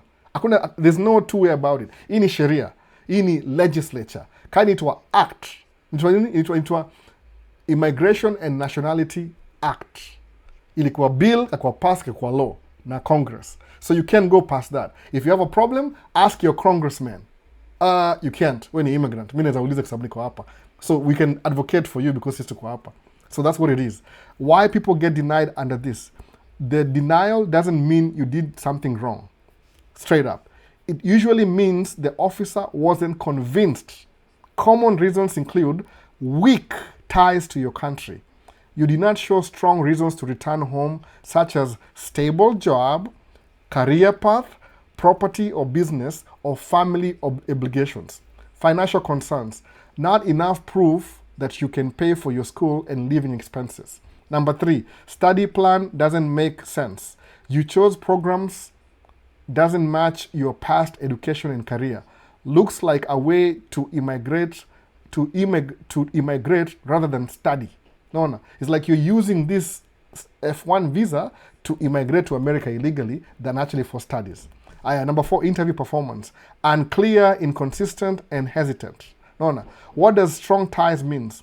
To overcome 214, you should show employment or job offers in your home country, business ownerships and assets, close family staying behind, clear career goals tied to your country. Unaelewa hivyo? I wish nikusendie kitu yote kabisa uone. So this is why you were denied. Kama uko na hii habari yote hapa hivyo ingekuwa mbaya sana. Sawa? So you need to have all this. So this is the most common hiyo. Ukisikia ni act. So do your homework. If you plan to study in America, you need to know the homework. Kama ni nationality, that means it's the law. So the person ule anafanya kazi kwa embassy, Kaliwa amesema hapa hivi, the job is not just to take your money. You need to do your homework. Sasa, Sabi 214, what? What do you think it is? What? Guess what I'm making. I'm almost done. I just had one question. Guess what I'm making. Just guess what I'm making. Cookies? Cupcakes? What do you think they are? I don't know. Guess. Cupcakes. Guess. I don't know. So Leonard, ukitaka hii kitu ungeni DM, ungetumia hii information yote ukuwe nayo kama una ndio ujue. Kwa sababu kuna ile planning. Usikia Victor alisema hivi. Victor alisomea journalism for 4 years in Kenya. I think ni USIU. I'm not so sure. So sikia Victor aliingia USIU. So akitafuta ile scholarship ilikuwa about journalism. So Victor ina make sense because career path yake ni USIU, akona degree ya journalism, akona masters ya journalism, ni very consistent. Alafu anavanga miwani and he's a nice guy. So kama this guy we should just add this guy to America. We need him so bad. Naona hivyo sasa. Let's give him this and that. Let's pay him to go to school full time. Naona hivyo sasa. So you didn't do anything wrong. Ni ile you just didn't do your homework. Guess who went through the same process? Hi Nia. Me. I do the same thing too. No, I did the same thing too. There's a bike on the way. Yeah. So, hi. So ndio hivyo ishapatikana. So Leonard Sky nitumie DM, to be honest. Natumie information. Alafu search. Because if you're going back again, jua the things you can attach zitakuwa more convincing. Kwa sababu they hate you. Ni ile they're just doing their job. Ukiona anything imeandikwa act, hiyo ni law. If they give you a visa against hizo policies, they will lose their job. No. So is it worth for them to lose their job just for you? Probably not. So they wouldn't do that. No, he played in the songa. So do your homework. The most common is family ties. Nimekwambia. Hii information iko nayo hapa sahi. Ukinitumia ni sahi DM, I'll copy and paste it to you immediately. Nisisahau isipotee, iko hapa yote naona. So wasemanga hivyo, ile what to do and everything. Naona. Hata uza search wewe mwenyewe uangalie what are the reasons for that. Uangalie ni nini. Act inamaanisha ni passed by Congress. Naona. So tamalizia story sahi. So nini nyingine? Niko namaliza. Hebu tuone. Nasema I'm still alive. Guess what flavor it is. Guess what? Lemon pound cake. Okay. Sasa. You want drink? Here. Oh, I have to hold it? Sawa. So tamaliza live sasa imepatikana. Imerudi back to kazi ya kawaida. Have a good one, man. Nice to hear from you. Have a blessed day. So sawa Dero Travel. So namalizana na YouTube pia.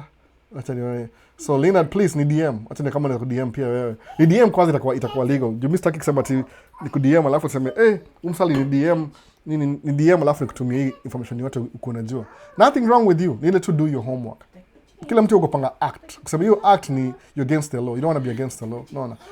So ikikuwa if it's worth it for them to lose their job to give you a visa, they will do it. Watakupatia visa anyway.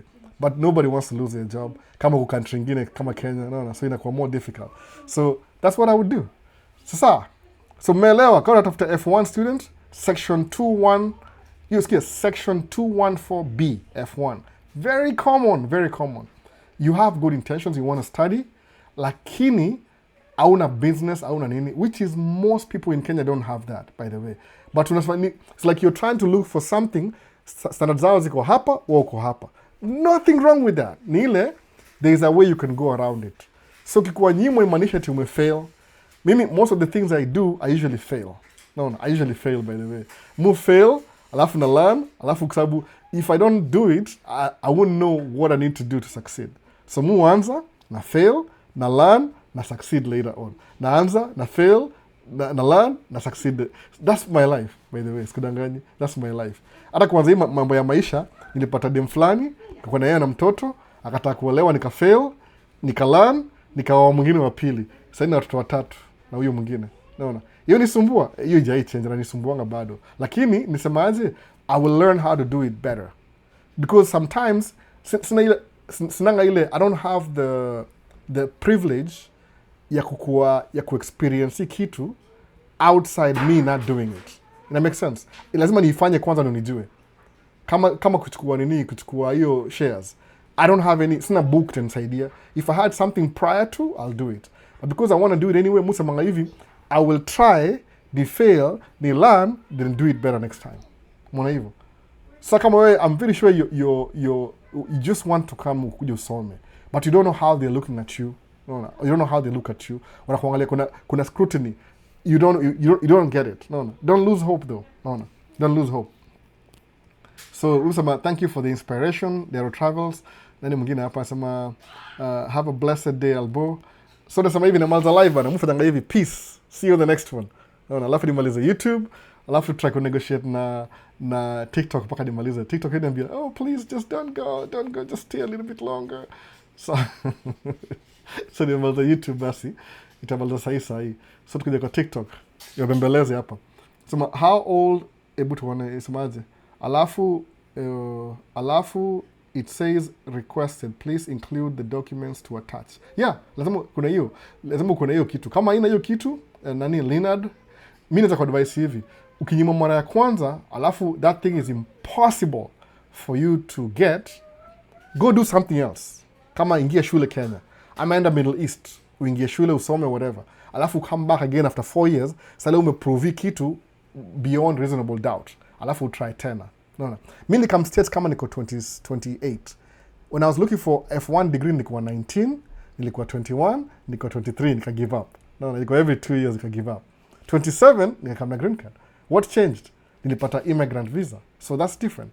Siti nini yangu nilikuwa na desire kuja States nilikuwa 19. It never worked out. 27 nilikuja eventually. Na sahi as long as you near, you have that you whatever, you kuna hiyo motivation, utaifanya anyway. Sawa. So ndio hiyo. So don't give up. You're just learning. Au kuwa najua maybe inamaanisha nini act. How old can I start tracking over there? It doesn't matter, Spencer King. It doesn't matter.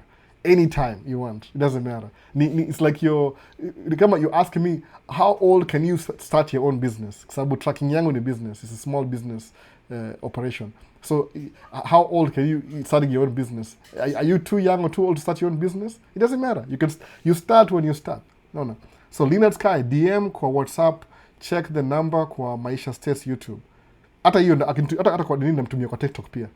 DM kwa TikTok pia. Hiyo pia ukinitumia DM TikTok nakutumia bado the same. All the information. No. I'm turning 30. Spencer, I started tracking when I was 32. So you're 2 years younger. No. So you're not big deal. No. So tamaza live bana. Until next time. Hii ni live Q&A. Taka niingie kwa session nyingine ya kuongea. Labda nipate hii itakuwa maybe next year or something. Mtu yangu akiingia shule. Sasa I can't really do that. If kanda kwa live next year. You never know. Unajua watu pia watu lala. Sasa shukuru sana bali, thank you for hanging out with me. More appreciate always. Mnani keep ile up to date. Hopefully na kuwa na more ideas how to help you out. Alafu kuma navigate this really tough life ya kuwa na government zinatoka kama I don't know nisemeaje. Ni kama government systems za hii dunia hizo tutakuwa keep sisi wote tukue poor. So if you can figure out how to beat your system, utakuwa successful. Naona. Alafu kuwa successful usivute ngazi, wachie wengine pia kuja wapande. That's exactly what I'm doing. I'm doing the things I went through, I'm sharing ndio watu wengine waone hiyo ngazi, they can see my path, wafuate hiyo path kwa success. Uko na ile success pia wewe mwenyewe in your own right.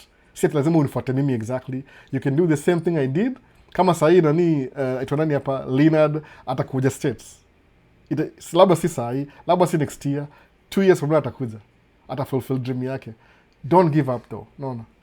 Mi niliwait 10 years kuja States, maybe 7 years hivi, nilikam na green card, no questions asked. No.